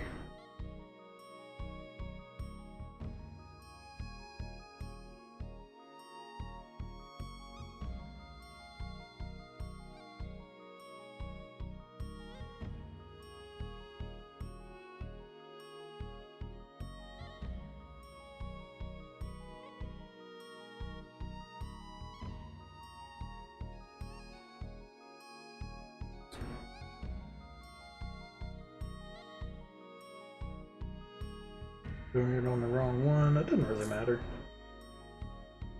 Alright, what's on this one? What else could she be working on? So there's her plane schematic.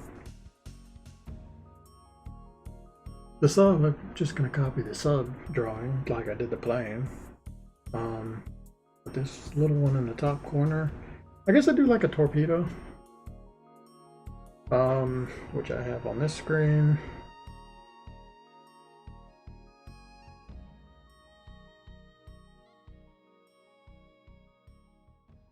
Yeah, that's a good idea.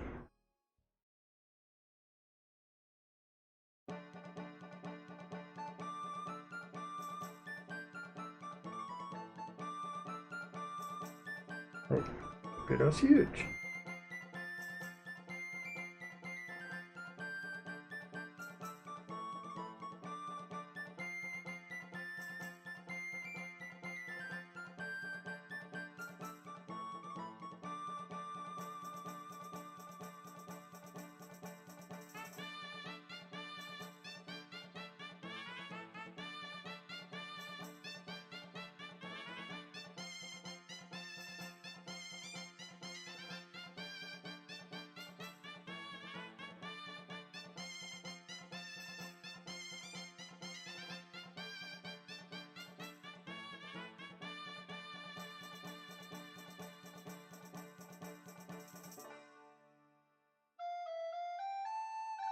I'm gonna have her plane drop these bombs during her minigame too, just so I'm reusing an asset.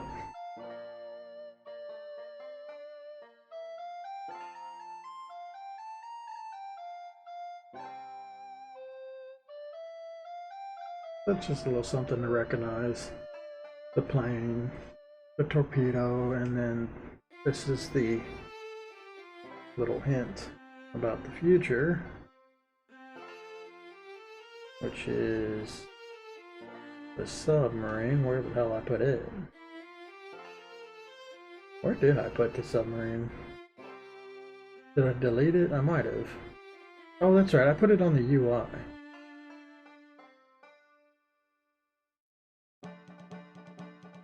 I ended up shrinking it, but let's just get another one.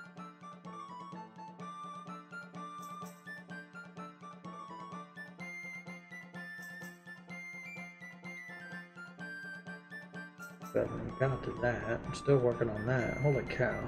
It's getting big. Alright, we want a sub. Edit.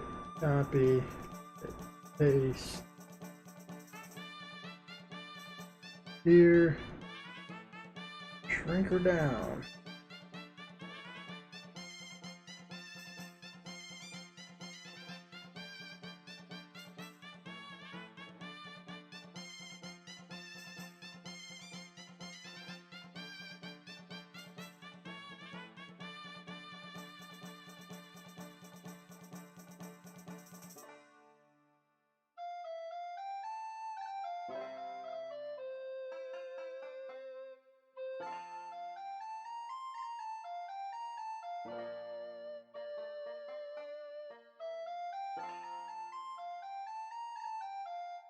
This will take a while. I can just use the pencil.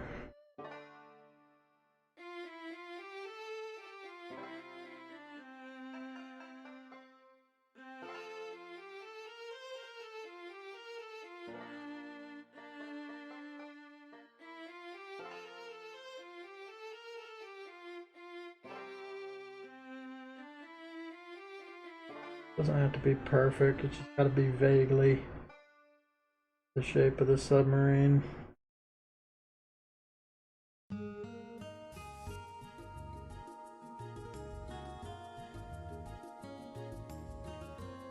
Plus, this is like her first draft of it, so it might not even be exactly the same. Even though I'm probably going to trace it. Pretty one for one.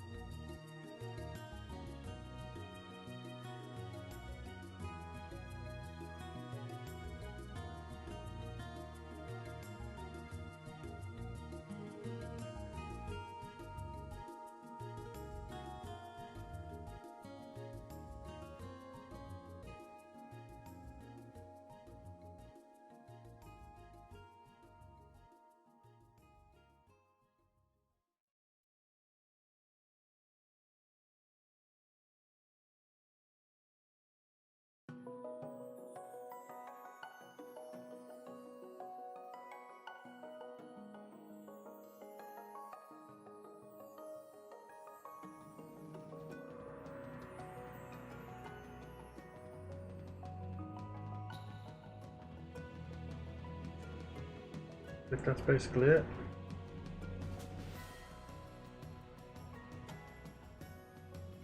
A couple notes.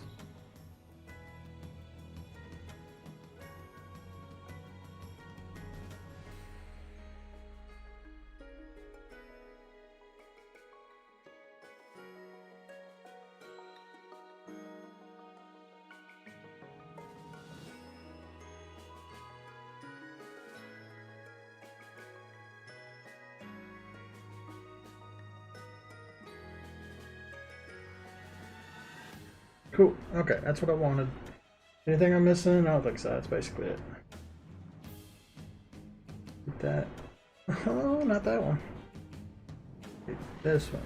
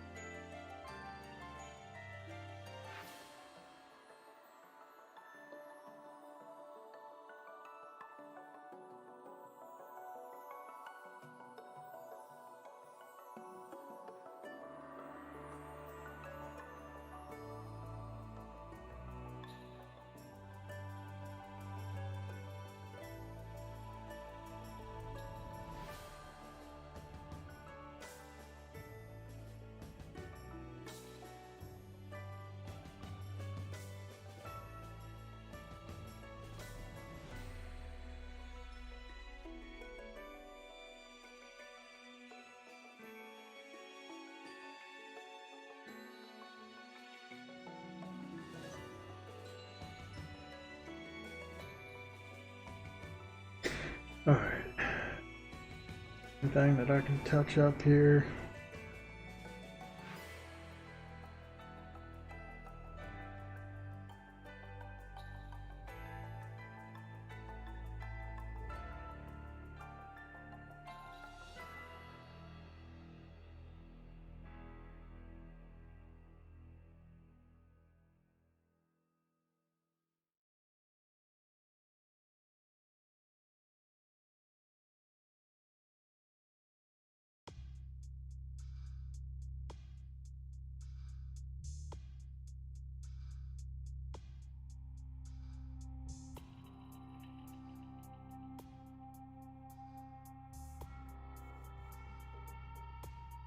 Lines don't matter because it's on black anyway. Alright. Colors. Do a nice brown. A nice other brown.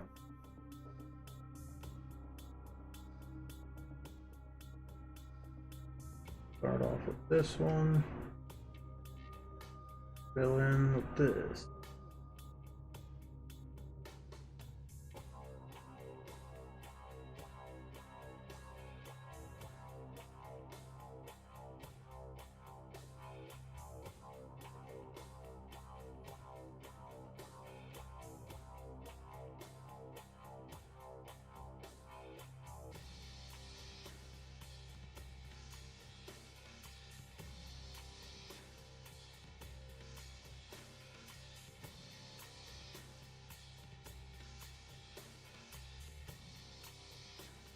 Okay.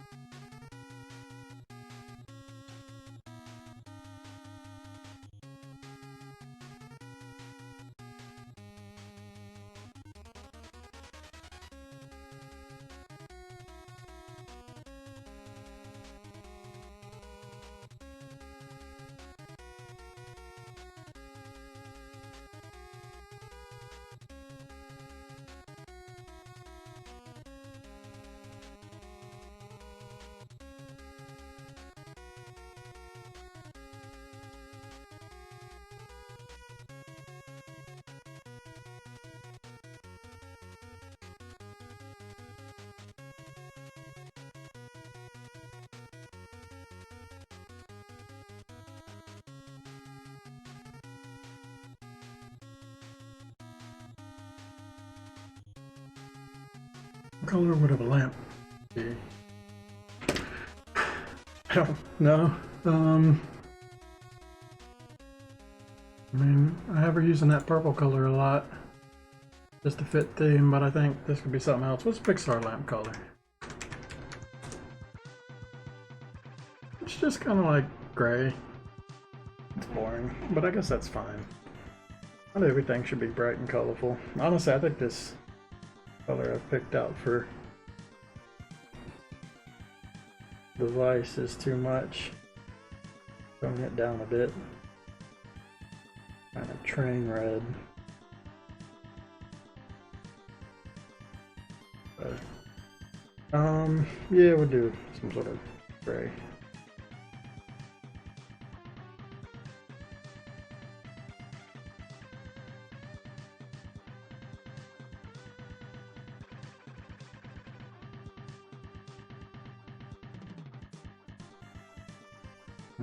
Okay, I got a color here. That one.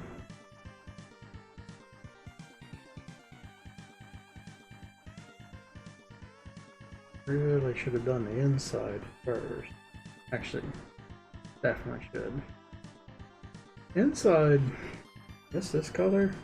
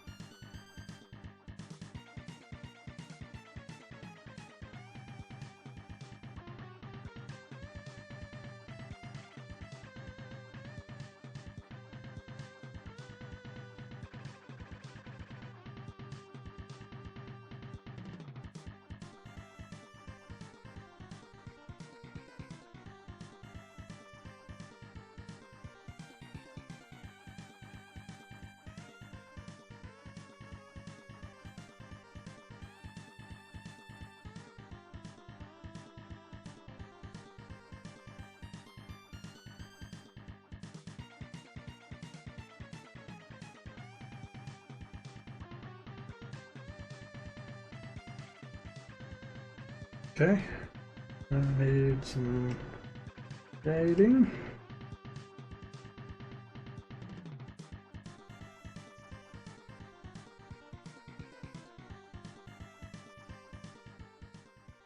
Marker. That again.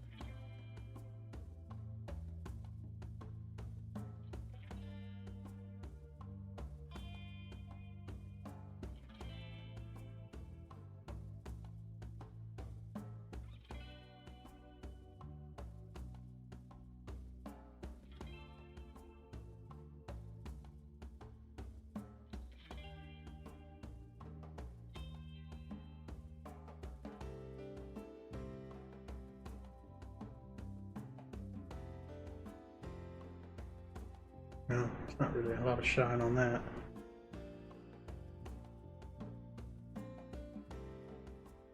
I guess that's it.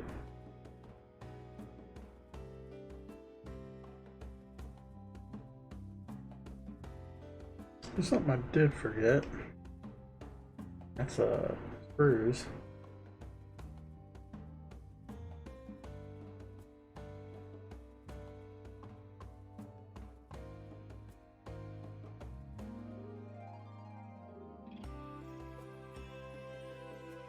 These have to be pretty uniform. I just gotta shrink my small marker, I guess. That 20 to 5. Too small. Yeah.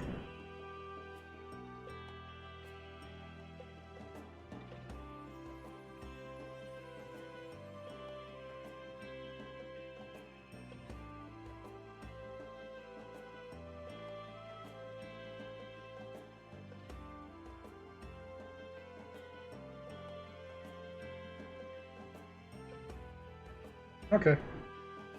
I'm cool with that. One more thing.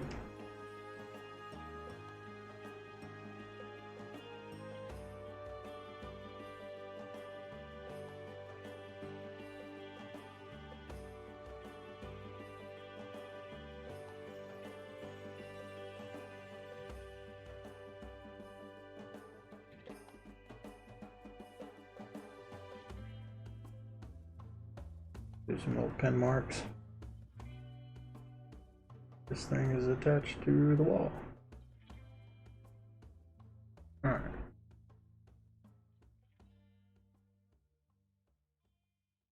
I think I'm going to combine all that together. Pretty sure there's no reason not to. Like, I'm going to need most of this probably for the backgrounds of one of the upcoming scenes. But I don't see any reason to reshade it. I might resize and move some stuff around, but pretty sure I can just go ahead and combine it now. Right? Yeah. Alright, that's what that looks like. But we're not done yet. Still got this damn thing.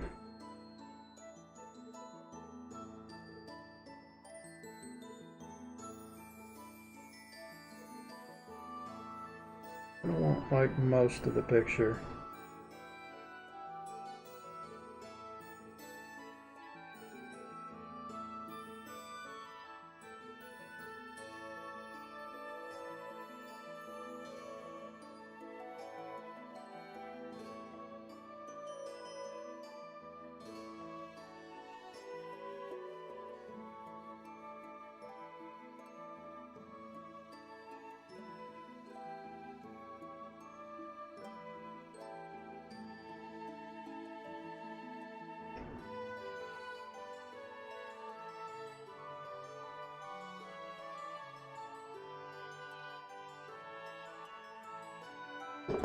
How long have I been streaming? It's 2 hours.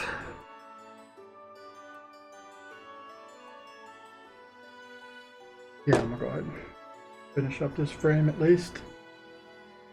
It has been a very slow one compared to some of the other ones. I was able to knock them out pretty quick, but this one not so much. So I haven't really thought of what this looks like, but all I really care about is the shape of it, which I think is going to be very similar to this, so might as well just get that part, and then we can get this out of here, because I don't think I'm going to keep anything else from this. I think it's a little too scummy to use Fallout's little power armor stand.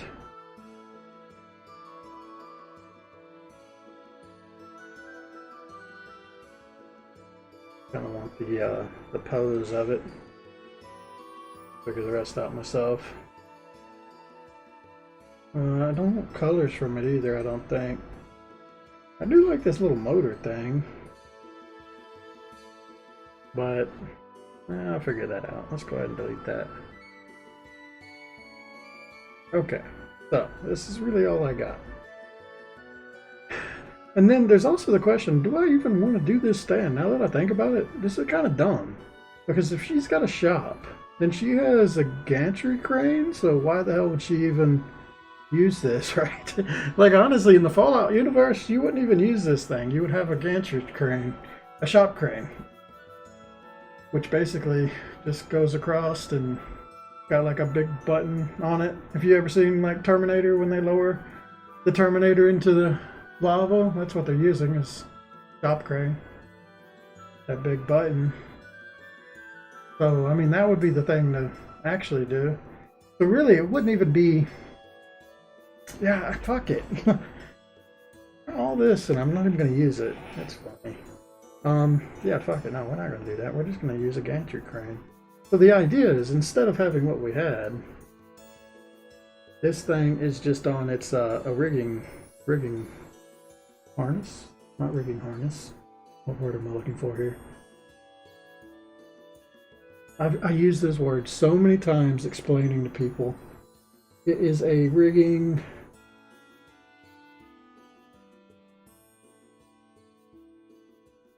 I can't remember the word. I know what it is. There's a reason you have to explain this to people, because some people are really dumb when it comes to rigging, especially in nuclear. Oh my god. So many times I had to explain to people, because they're constantly looking for a reason to, like, I don't know, get you in trouble when it comes to it. It's just the nature of nuclear work. But people will constantly come up to you and be like, oh, you can't stand there, you know, underneath the hook or something. And it's not true. You can stand underneath the hook, because if you could not go underneath the hook, you would never be able to attach anything to the hook, right? Because you have to go under the hook. So anything that's a part of the crane itself is considered safe to go under. But anything that is like a suspended load, which is something attached to the hook, right? This, you cannot walk under. You can't stick your hand under it. You can't put your foot under it, right? And it's always got to be like roped off so that nobody can accidentally walk under it. And it's very important. I do agree with this. Do not go under a suspended load. That being said, there is an exception, and that's this word that I'm trying to figure out. It is a rigging configuration, a rigging hardware. There's a word. Rigging something. Which is basically, it's just a fabricated, prefabricated sort of like system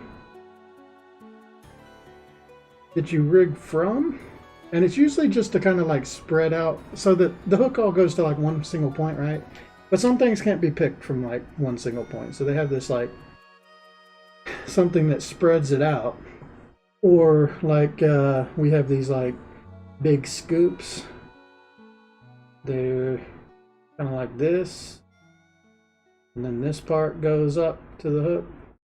And then you just kind of like, if you got like pallets and stuff, if you're aware of like pallets and warehouses or whatever, if you ever need to lift them up onto like different levels, we've got this big thing, which again I can't think of the name of because I'm so dumb when it comes to this kind of thing. But yeah, you just take this and there's like some handholds here. You just kind of like push it under the pallet and grab it, and then it'll just pick the pallet right from the middle. And usually it locks itself in because this is kind of like suspended a little, so basically it's safe, basically. So you can stick your foot under this. It's not like, it's part of the rigging, right? It's kind of like considered a hook. So things that are fabricated to be a part of your rigging configuration are not considered a load, so you can walk under them, and you have to, most of the time, have to get under it to actually attach things to it. But I was constantly having to explain that to people who don't know no better, and they just want to get you like, oh, I just watched him walk underneath that. But yes, well, that's part of the lift. He's allowed to get underneath it. Anyway, The whole point of everything I just said there was that's basically what we're going to be doing here. He's figuring out what that looks like. So if our crane, I really need to know what a hook looks like. I can kind of imagine what it looked like, but I don't know it exactly.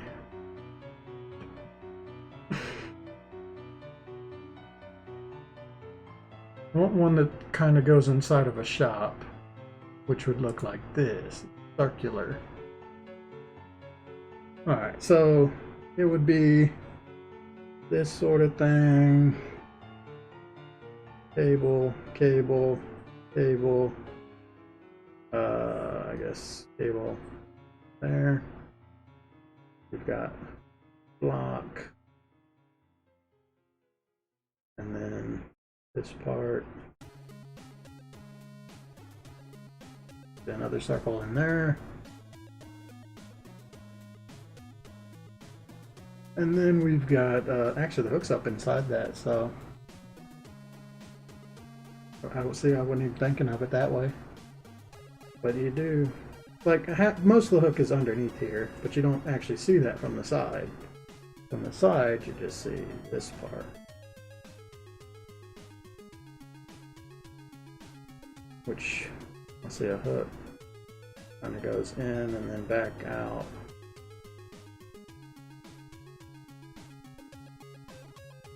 About like that.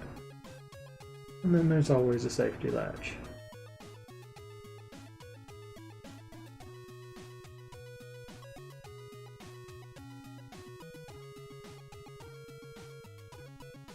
Okay, now we've got an accurate representation of the shot put, crane, whatever. Now, our rigging.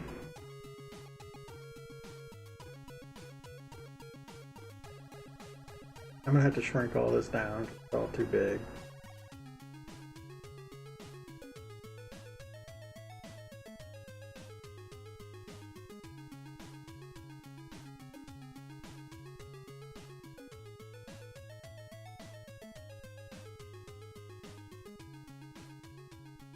Gotta shrink this down and then increase the size of this, because this is all fucked.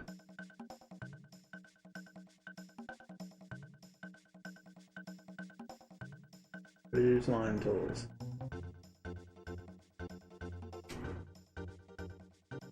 And then this has swivel eye.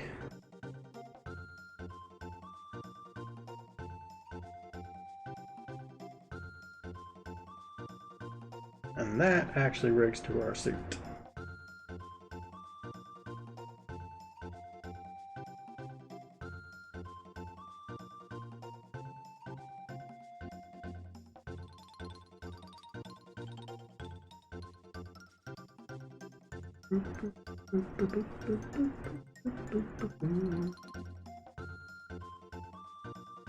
That's not a swivel eye, that's an eyeball.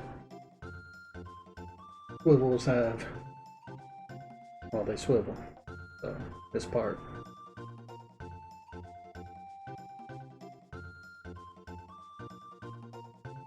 Like a swivel, eye hoist, and this thing rotates.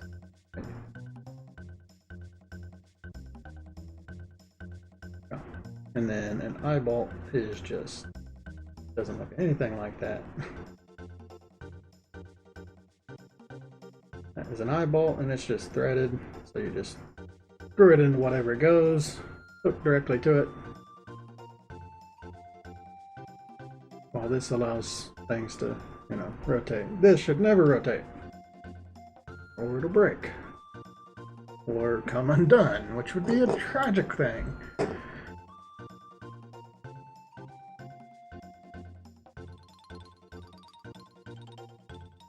Okay, now that we've got this much, I can kind of figure that part out. Let me resize some of this stuff.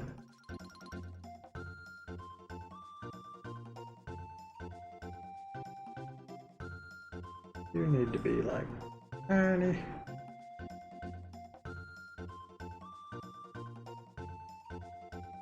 Need to be as big as our guy needs to be.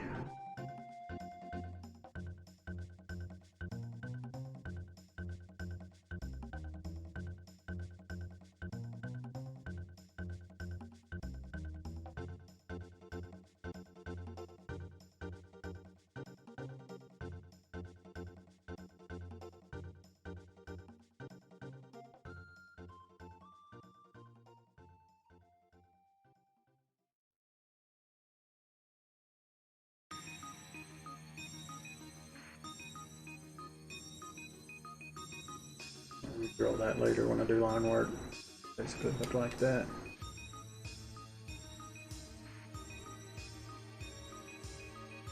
Alright. Now I draw this thing from a forward angle, which, well, it starts with a big circle. Would be really nice if you gotta just make it look a little okay. Right, big circle here, oval. Okay, perfect. Oval. Horrible.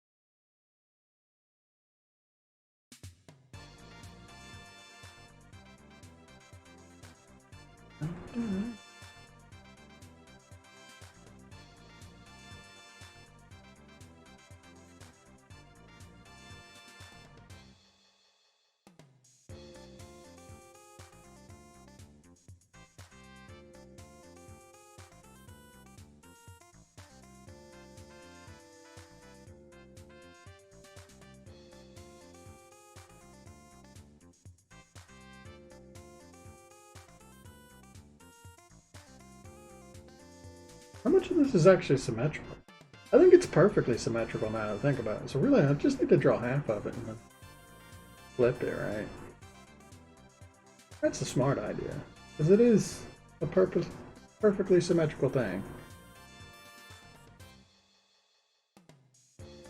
So I'll just pick the side that I drew best and draw it. But I at least get like the shape of it, so it's the right thickness and whatnot.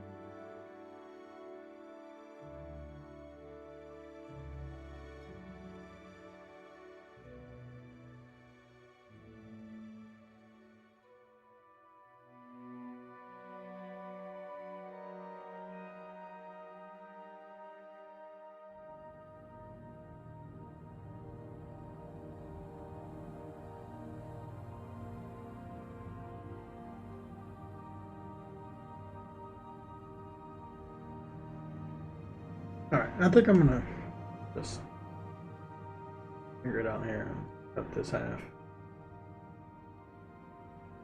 It is very true that I'm just doing part and mirroring it.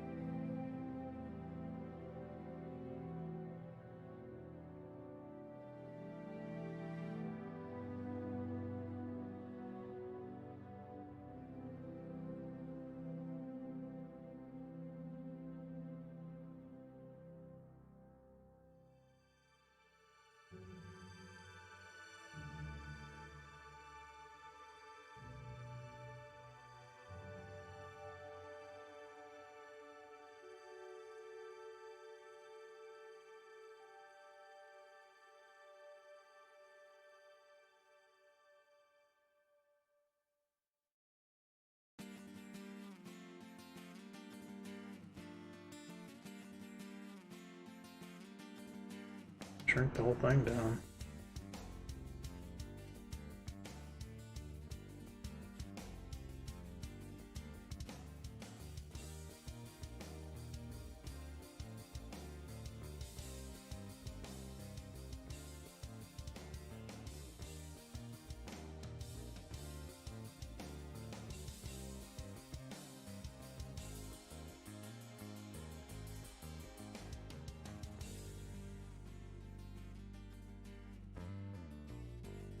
Do the robot by itself for now. Alright, so we got big leg there.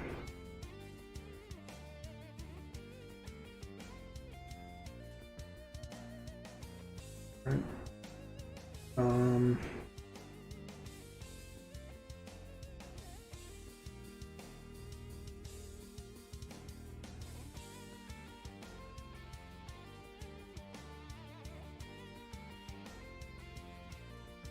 Weird angle to draw this from.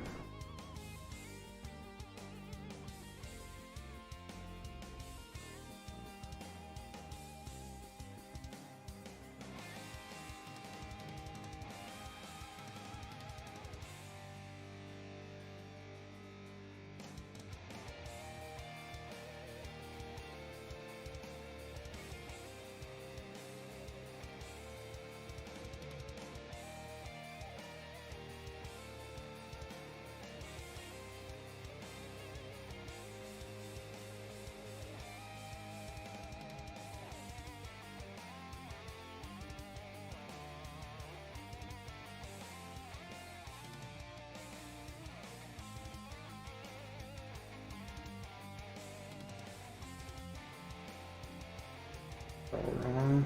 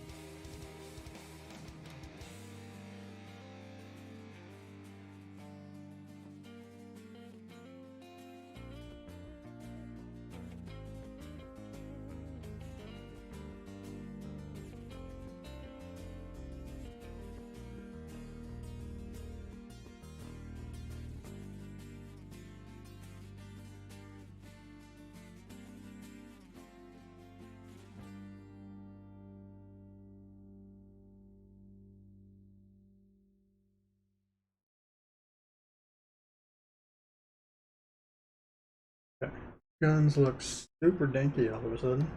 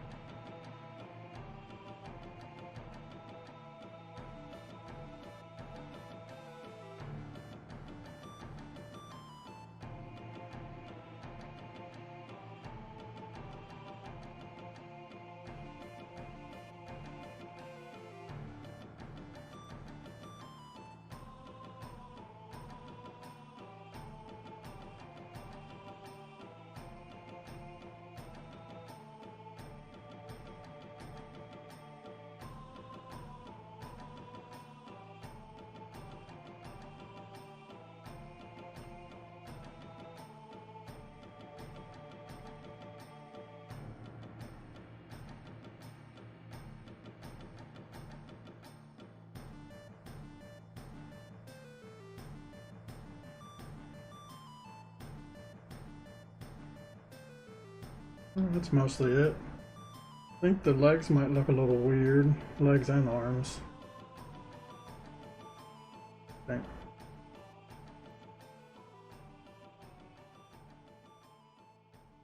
I mean, that's probably right.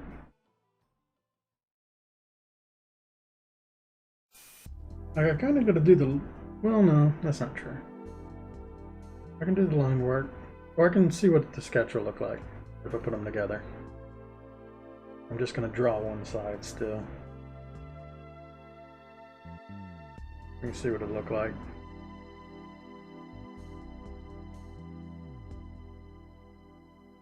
The arms are the part that's weird. Is the rest of it's fine. I need to do something. The arms need to be more out coming in.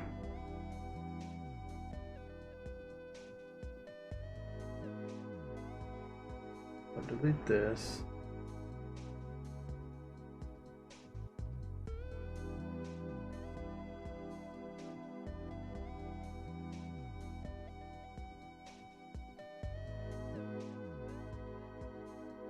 I don't know if I'm just going to redraw them or what.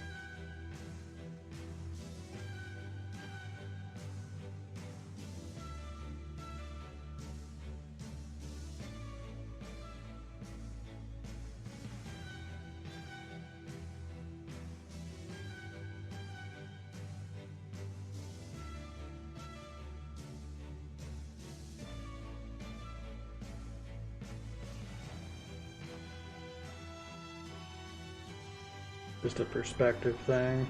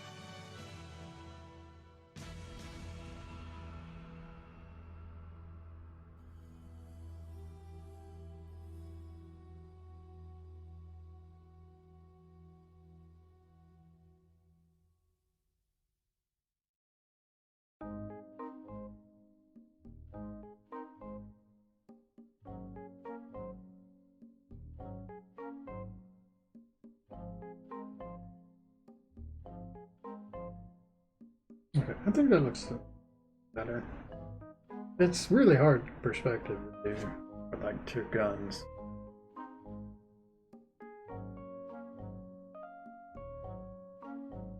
Let's see how that looks.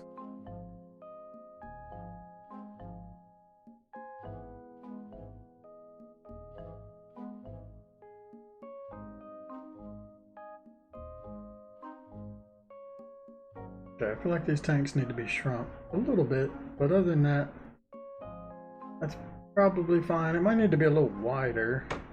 It's really easy to do, just do this.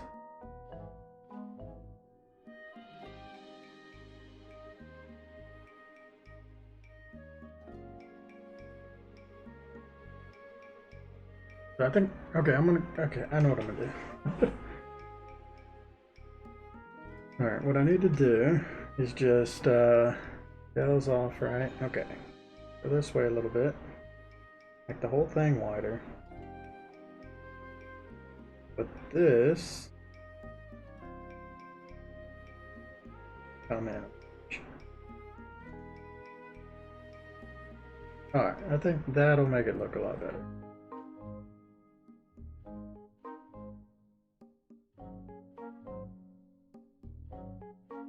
Yeah.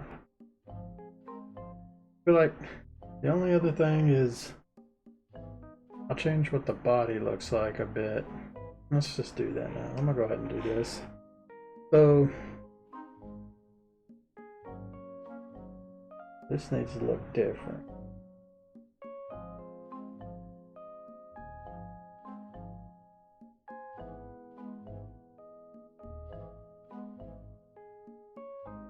Alright, they're not combined together. Crap.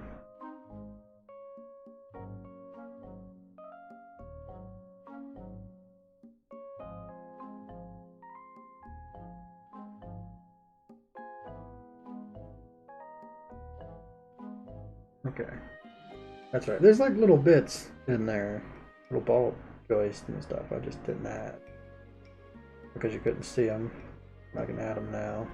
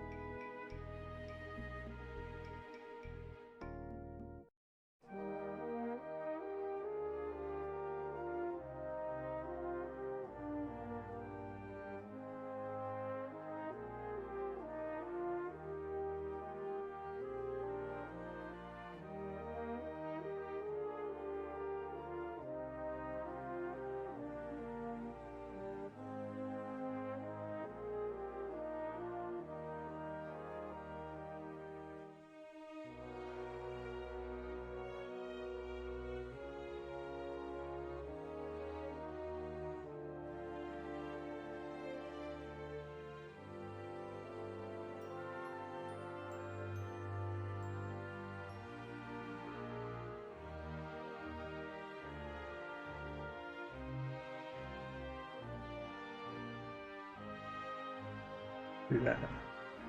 There's a little more busyness in the middle.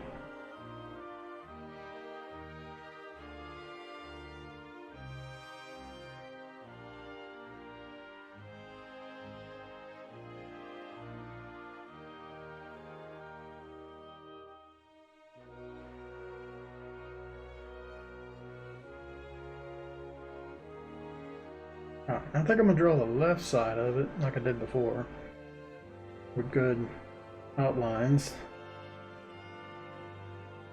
Copy paste it.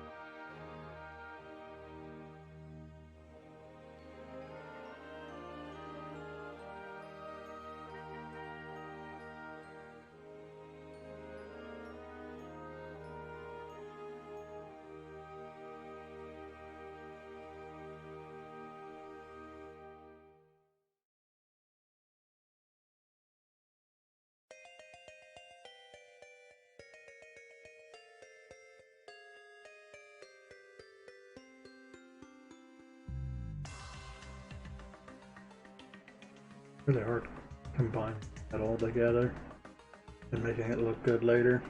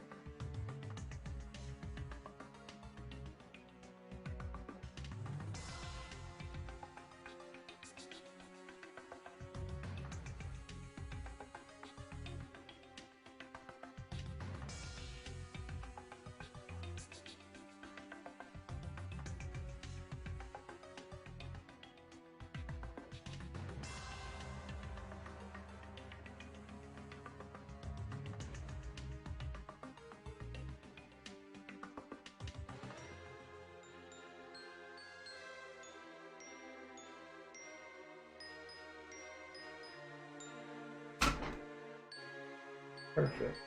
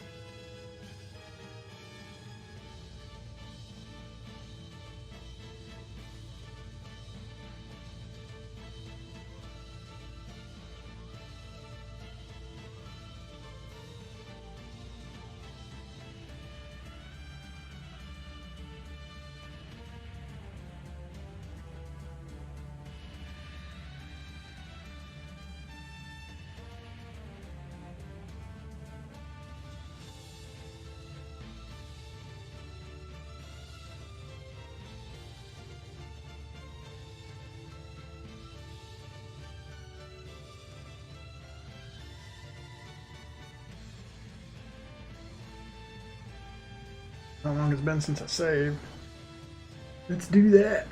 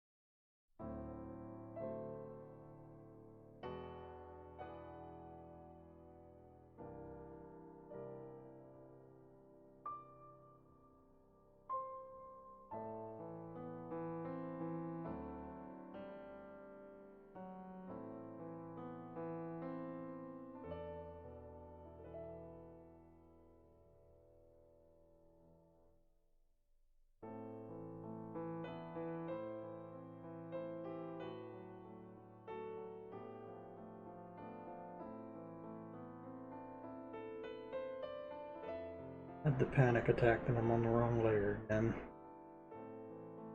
I'm good.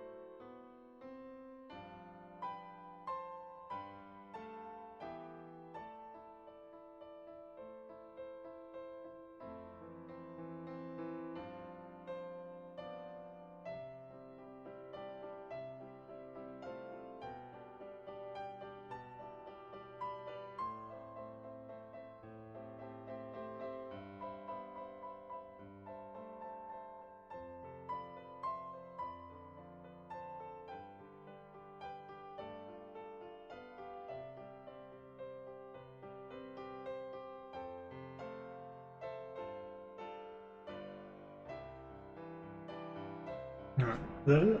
I think that's it. Can't really see the side or any of the stuff on the leg and the back. Well, maybe. You can see this part. Dude, throw that in there.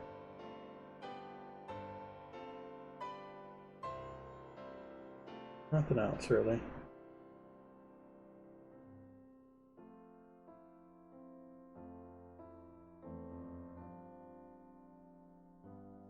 Round thing here. I think that's it. Can't see anything on the back. Alright, take that. Duplicate it. That could be better just getting rid of this. Flip. Okay. I gotta match these two up.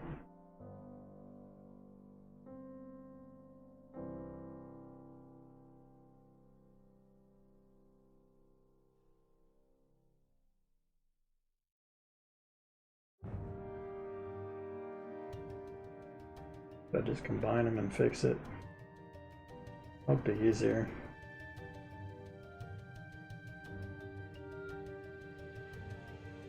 Yeah.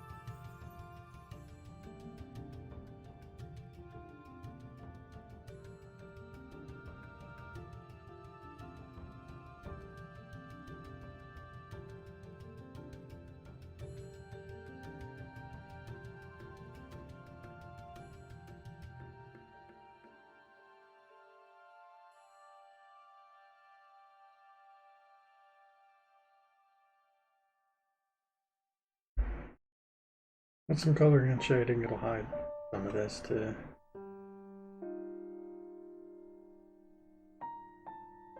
Hopefully.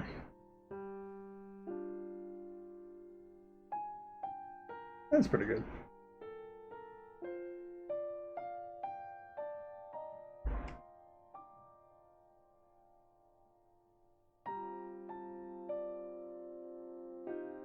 I'm thinking I'm going to go ahead and just fully draw it and then shrink it afterwards, because it'll be easier with thicker lines.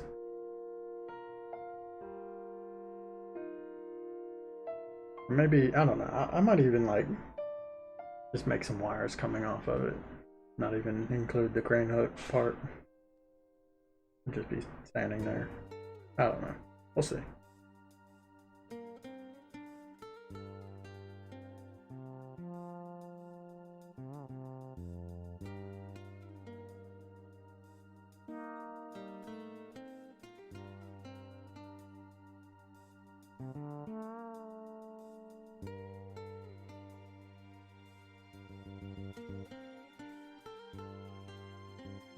Alright, so no transparency inside of it. Maybe this. Nah, I don't think that's transparent. Oh, that's good. Besides that. Oh, that is because I fucked up. I can fix that.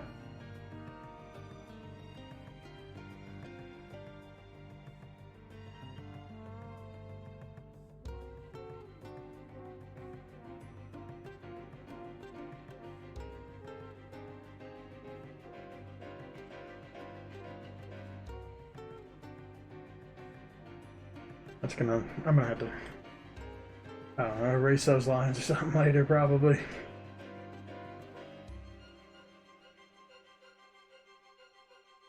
Color it, and then it'll become obvious. Alright, palette, do I still have, yeah, it's here.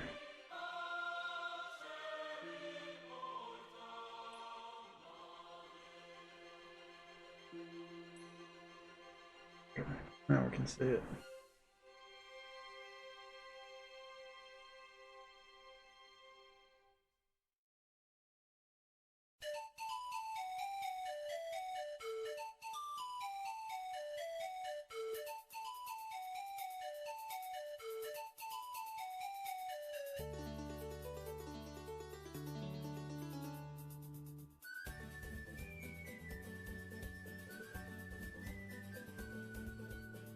I saw that Klonoa just released a remastered thing. That was something I'd never expected. I don't know if I'll play it, but it is interesting.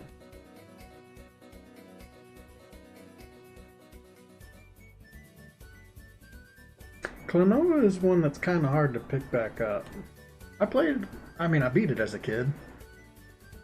I remember some of the boss fights being pretty good, but the stage design isn't that great.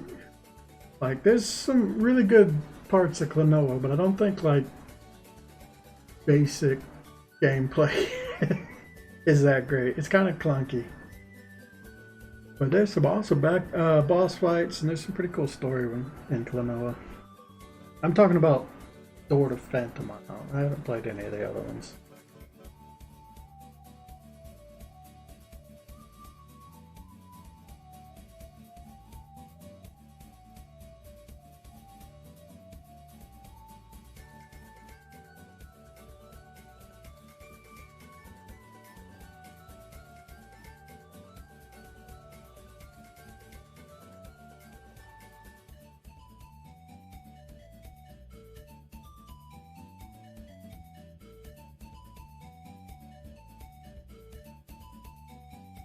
Ooh, I can still hear fucking voice lines in my head though. It sticks to you. Wahoo! The way she talks, everything, all that's really stuck. Like, it gets in your head, doesn't let go. Some sound effects are really good. Real, like, cartoony and catchy. We're gonna go too crazy. Do something kind of broad.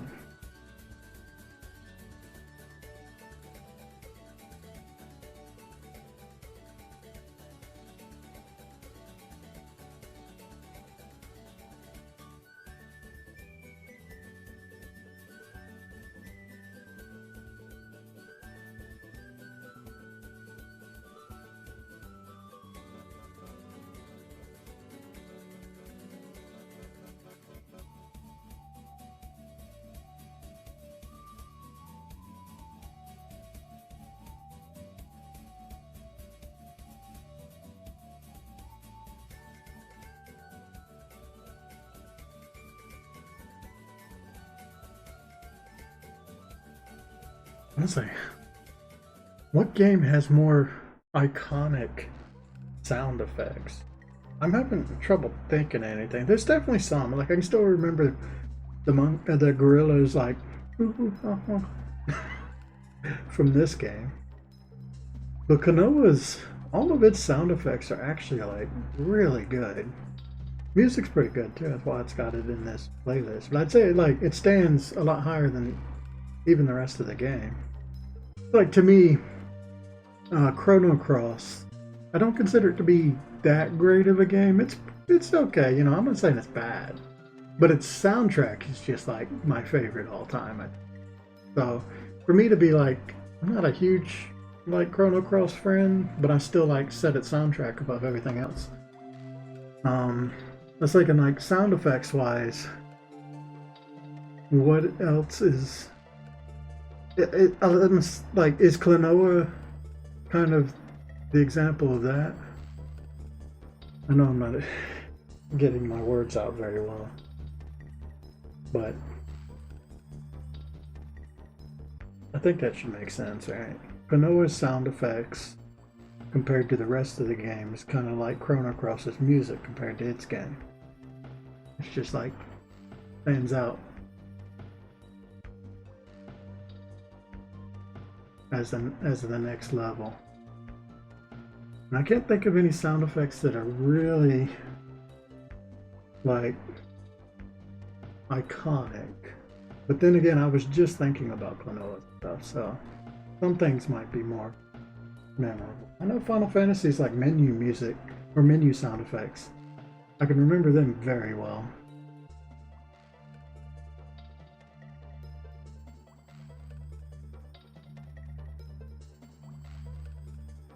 I'm not really like getting any other sound effects.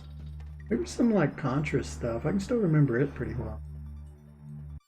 Castlevania sound effects. I like Alucard's the noise he makes when he attacks.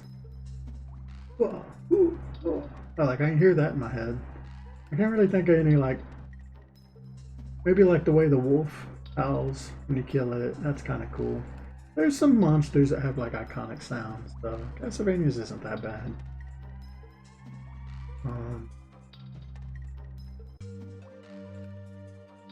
I can remember some Breath of Fire stuff, mostly like the dragon noises, some of the monster stuff. I love the way Gar attacks. Actually, I love the sound effects for attacking in general, I think, in Breath of Fire 3.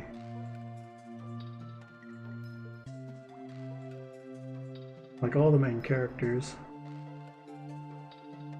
Sound effects is another thing that they're important.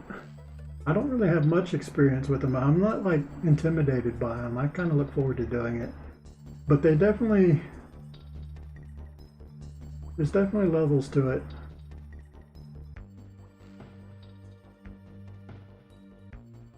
To do it right. No, did I use like some white here before? I think so. What it looks like.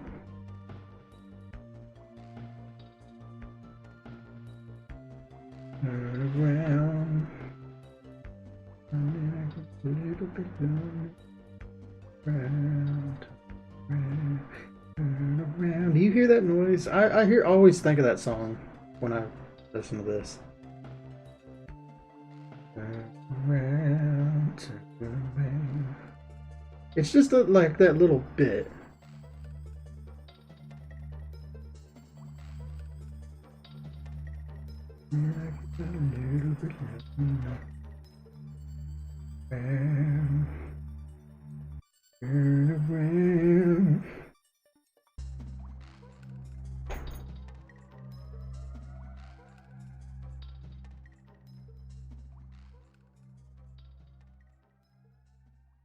Once you hear it, you always notice it.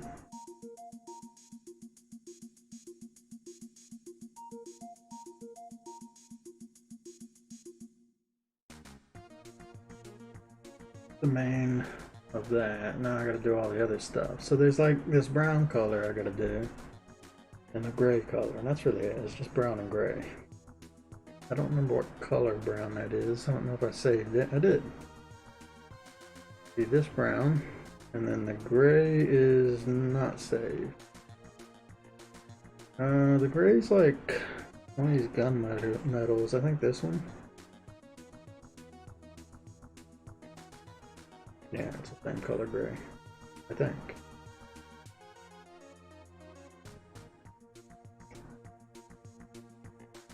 No, it isn't. It's close.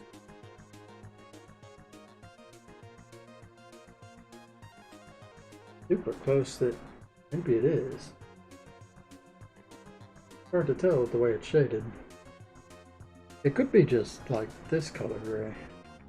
I think, no, that's definitely it. Okay.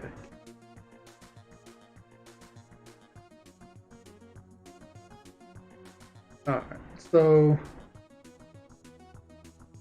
I guess we'll start with the brown because that's like all the window stuff.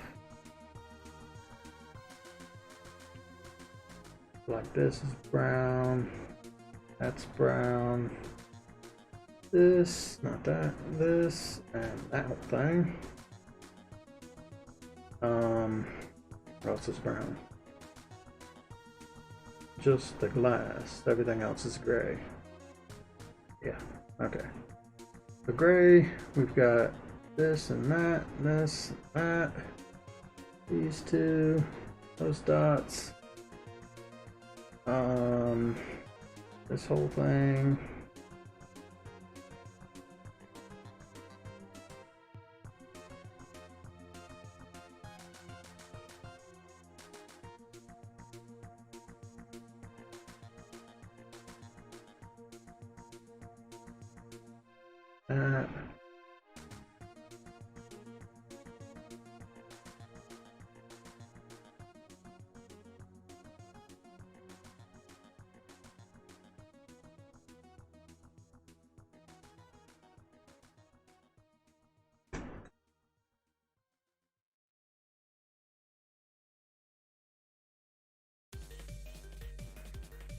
I still remember a lot of ActRaiser sound effects. They're all pretty stuck in my head.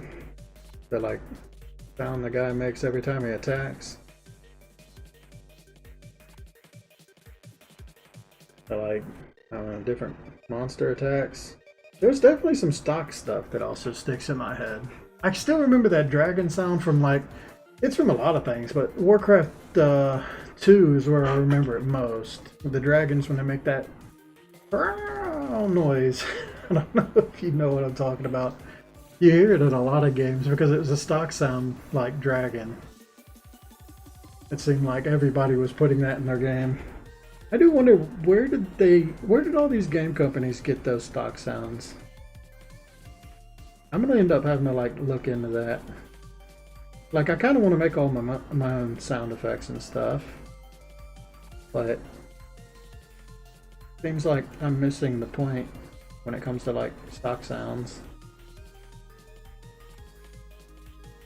as well, like using them.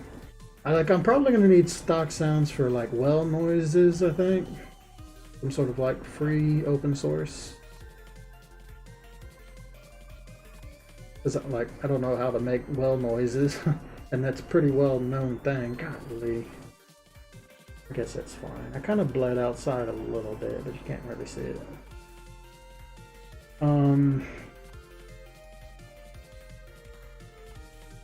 I'm sure there's like a lot of explosion sounds. I don't know if I'll be able to make them myself. I'll try. Because there's a lot of instruments that make those noises pretty well.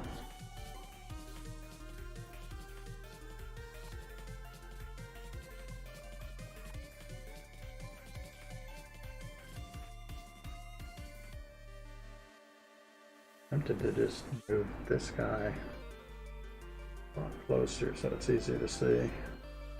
Like I got all the stuff on the bell, right? Everything else stays its own color. Using the little bolts there. So just need things on the feet now.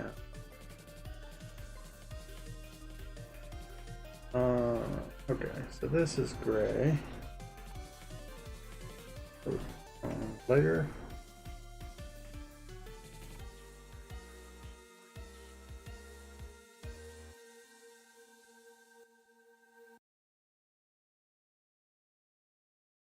This.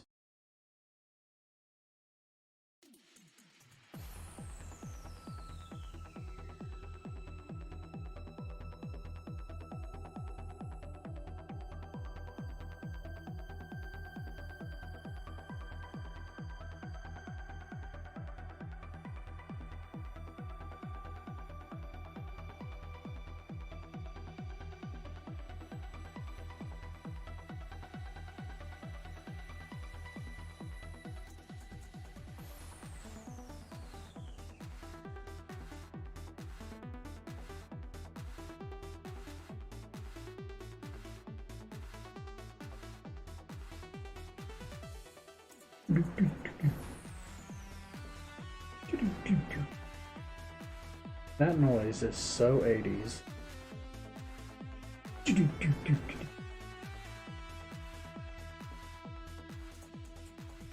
Or that instrument. It was used in like every action flick.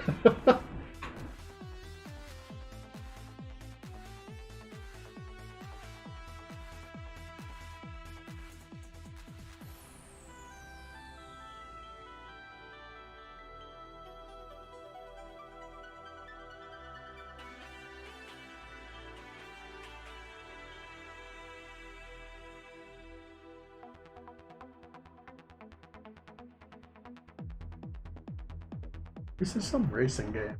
Gee, Redout, actually.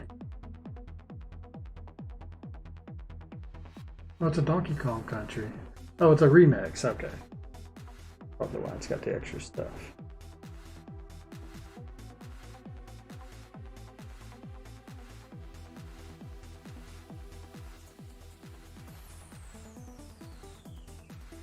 Donkey Kong Country OC Remix.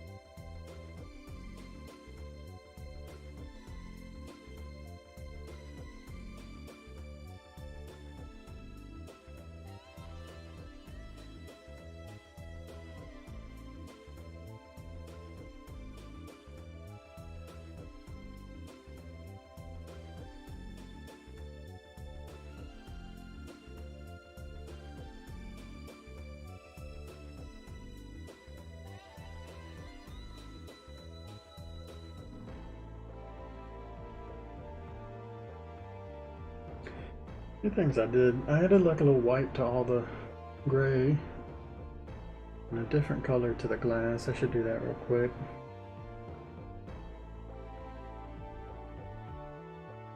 That goes to the glass.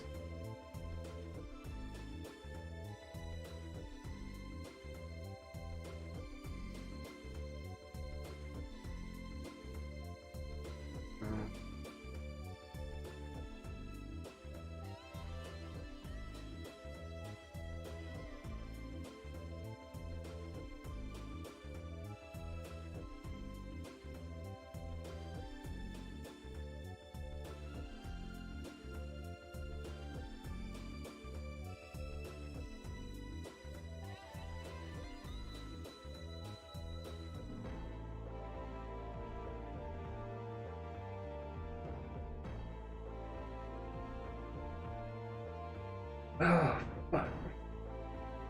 I don't think it matters. I just put the... Yeah, it does matter. Right. It's on the wrong layer.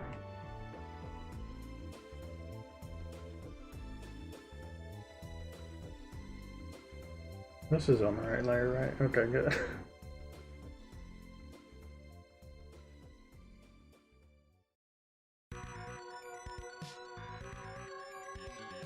Alright, so all these gray ones, gotta select.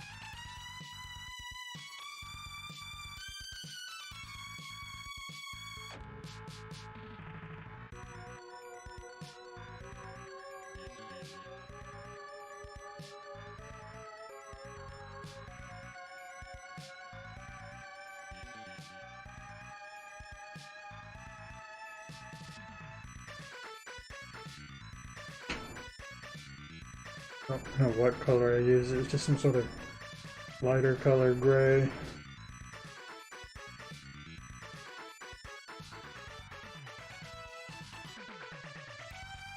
Give it a little more.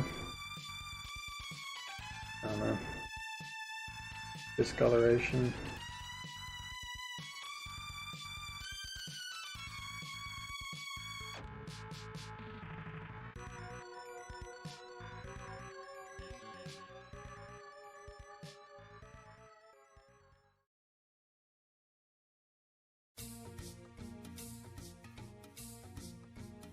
Looks okay. Alright, back to shading.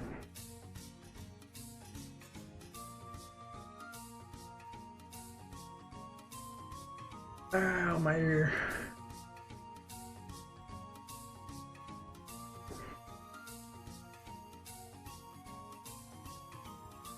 Three and a half hours.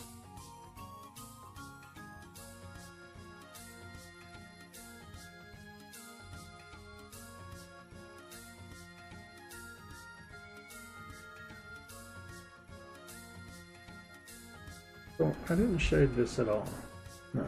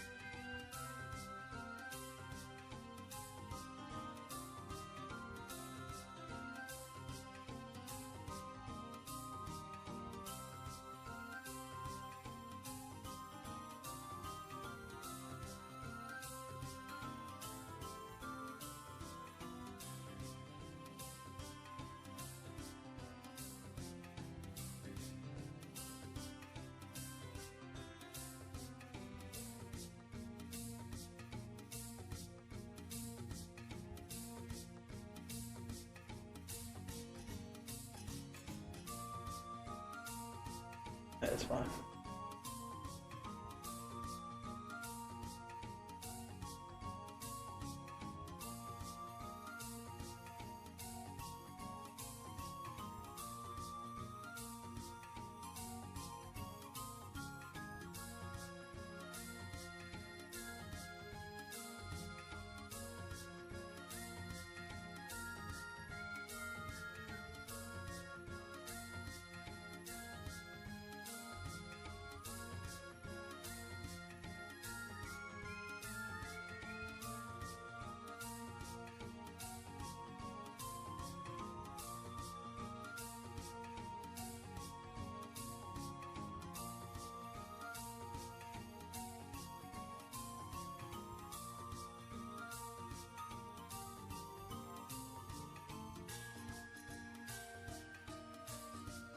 Ow.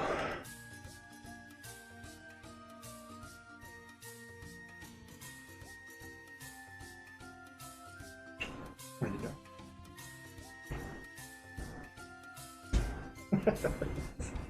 I don't want to play with that. It's nasty. Look at my screen. Ooh, you stink. What have you been eating? Ooh. Golly. Killing me, dog. Ah. What you got on your tongue? Don't put it on me.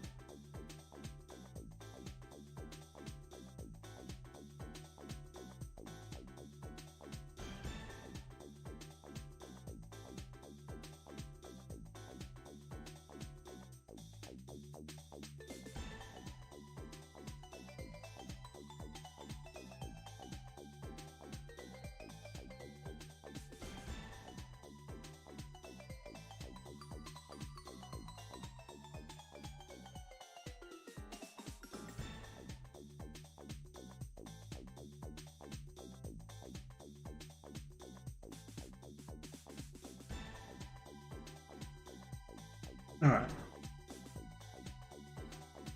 Almost there.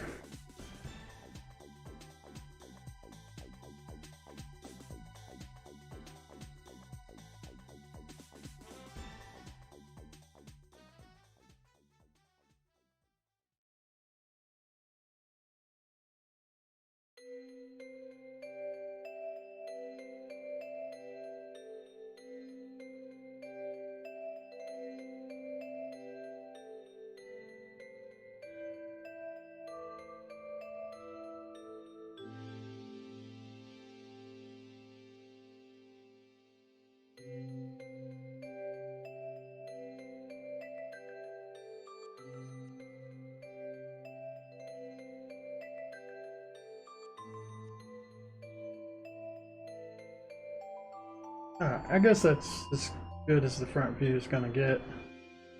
It's sort of right. Good enough. Fuck it. Don't look at it. Alright, I can merge this. No reason not to merge this. Right. Merge. Alright, so we can get rid of this now. I don't think we need the suit for any other cutscene image. Pretty sure not. And now, do I want to actually do a little thing where it's hanging, or what?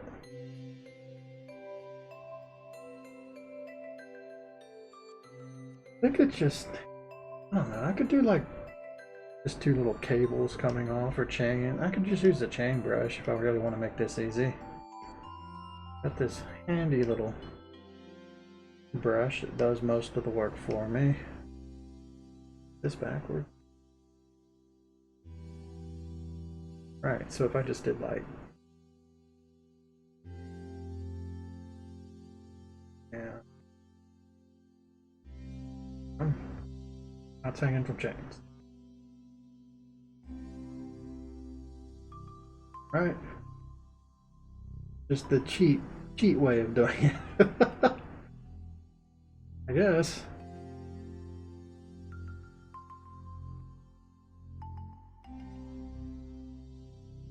Though the ones in front of the arms don't make much sense.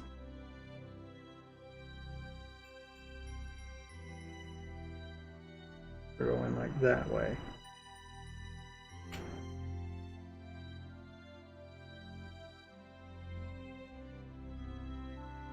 I think I just do that.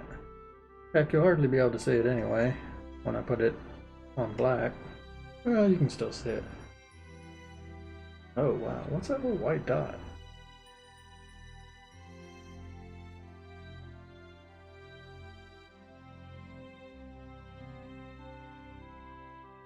Yes, pixel hunting. Got it. Alright, so all that work, this is what this one ended up looking like.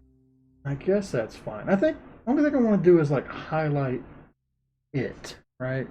And to do that, I think I'm just going to do like there's a lamp above it or something shining on it.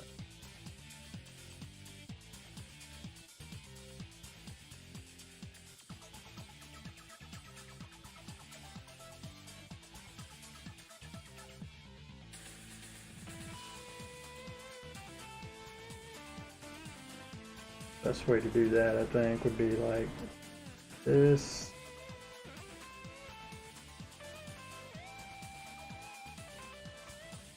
Right, and then use gradient, foreground to transparent, and we do white and I don't know, some sort of yellow light kind of thing.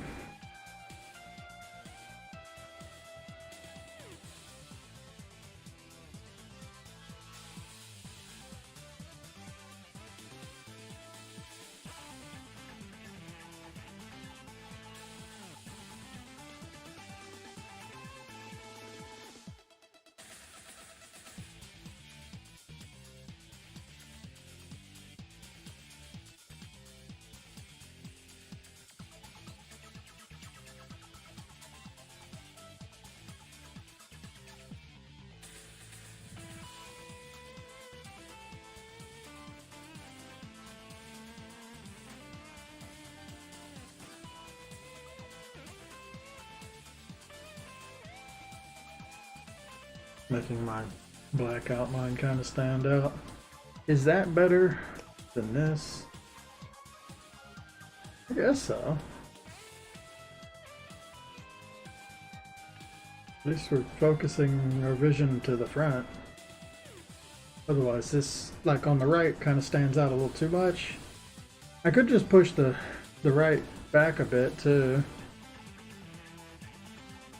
because it looks like it's right beside. What if I did like, oh no, it's on, okay, let me fix this. I can fix that. You go here, go edit, copy, clear, edit, paste. Alright, now it's on its own layer. Now,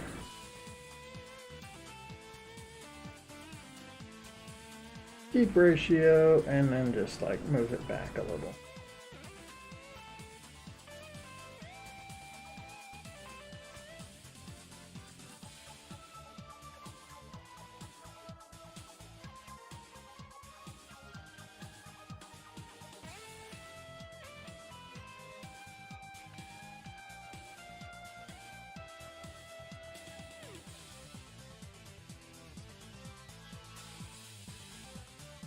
Yeah, that's supposed to be more of a background thing.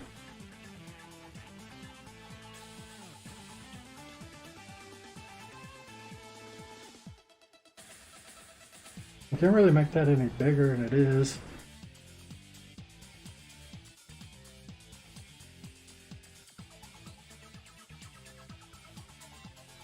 Also, how does it look when I compare it to the last thing?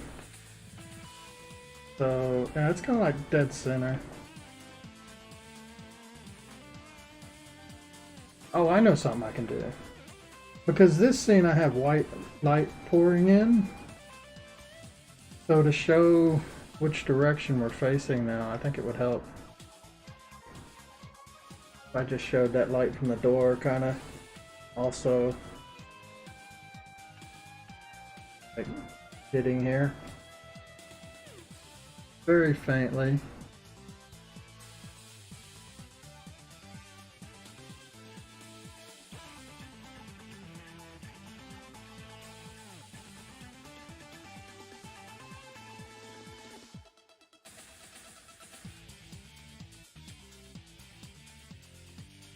Oh, I know what's happening. Because I made the last one transparent. That's why the glow wasn't showing up that much. Well, I'm a big dummy. Yeah, that's okay. Let's do no crap. Do I don't want to have. I don't want to get rid of that. It's annoying. All right, here. Add glow. Turn that one off. Okay.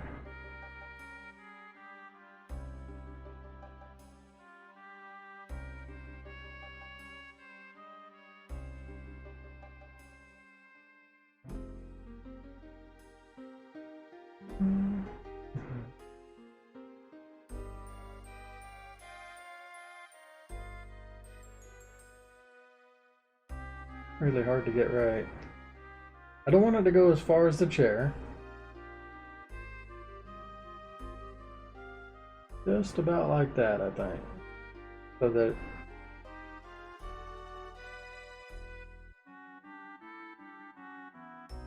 it'll be fine. Alright, let's go back to here. And finally delete that. So if I just raise this up a bit.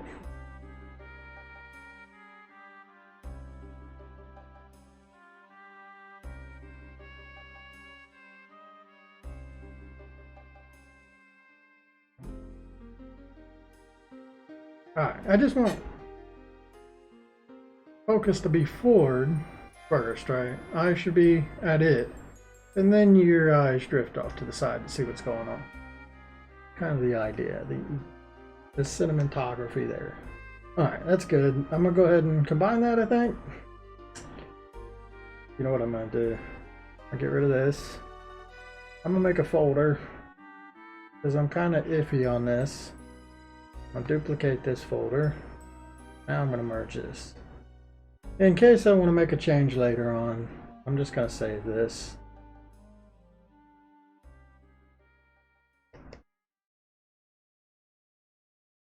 There we go. Now I got a copy of it. Might need it. Never know. And now you are 49, right? Or 48.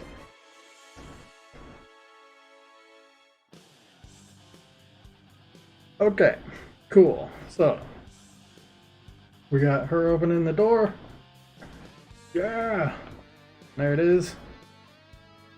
And that's when she's describing the name of it. And we come up with the full name.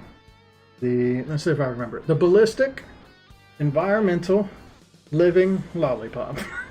That's what it's called.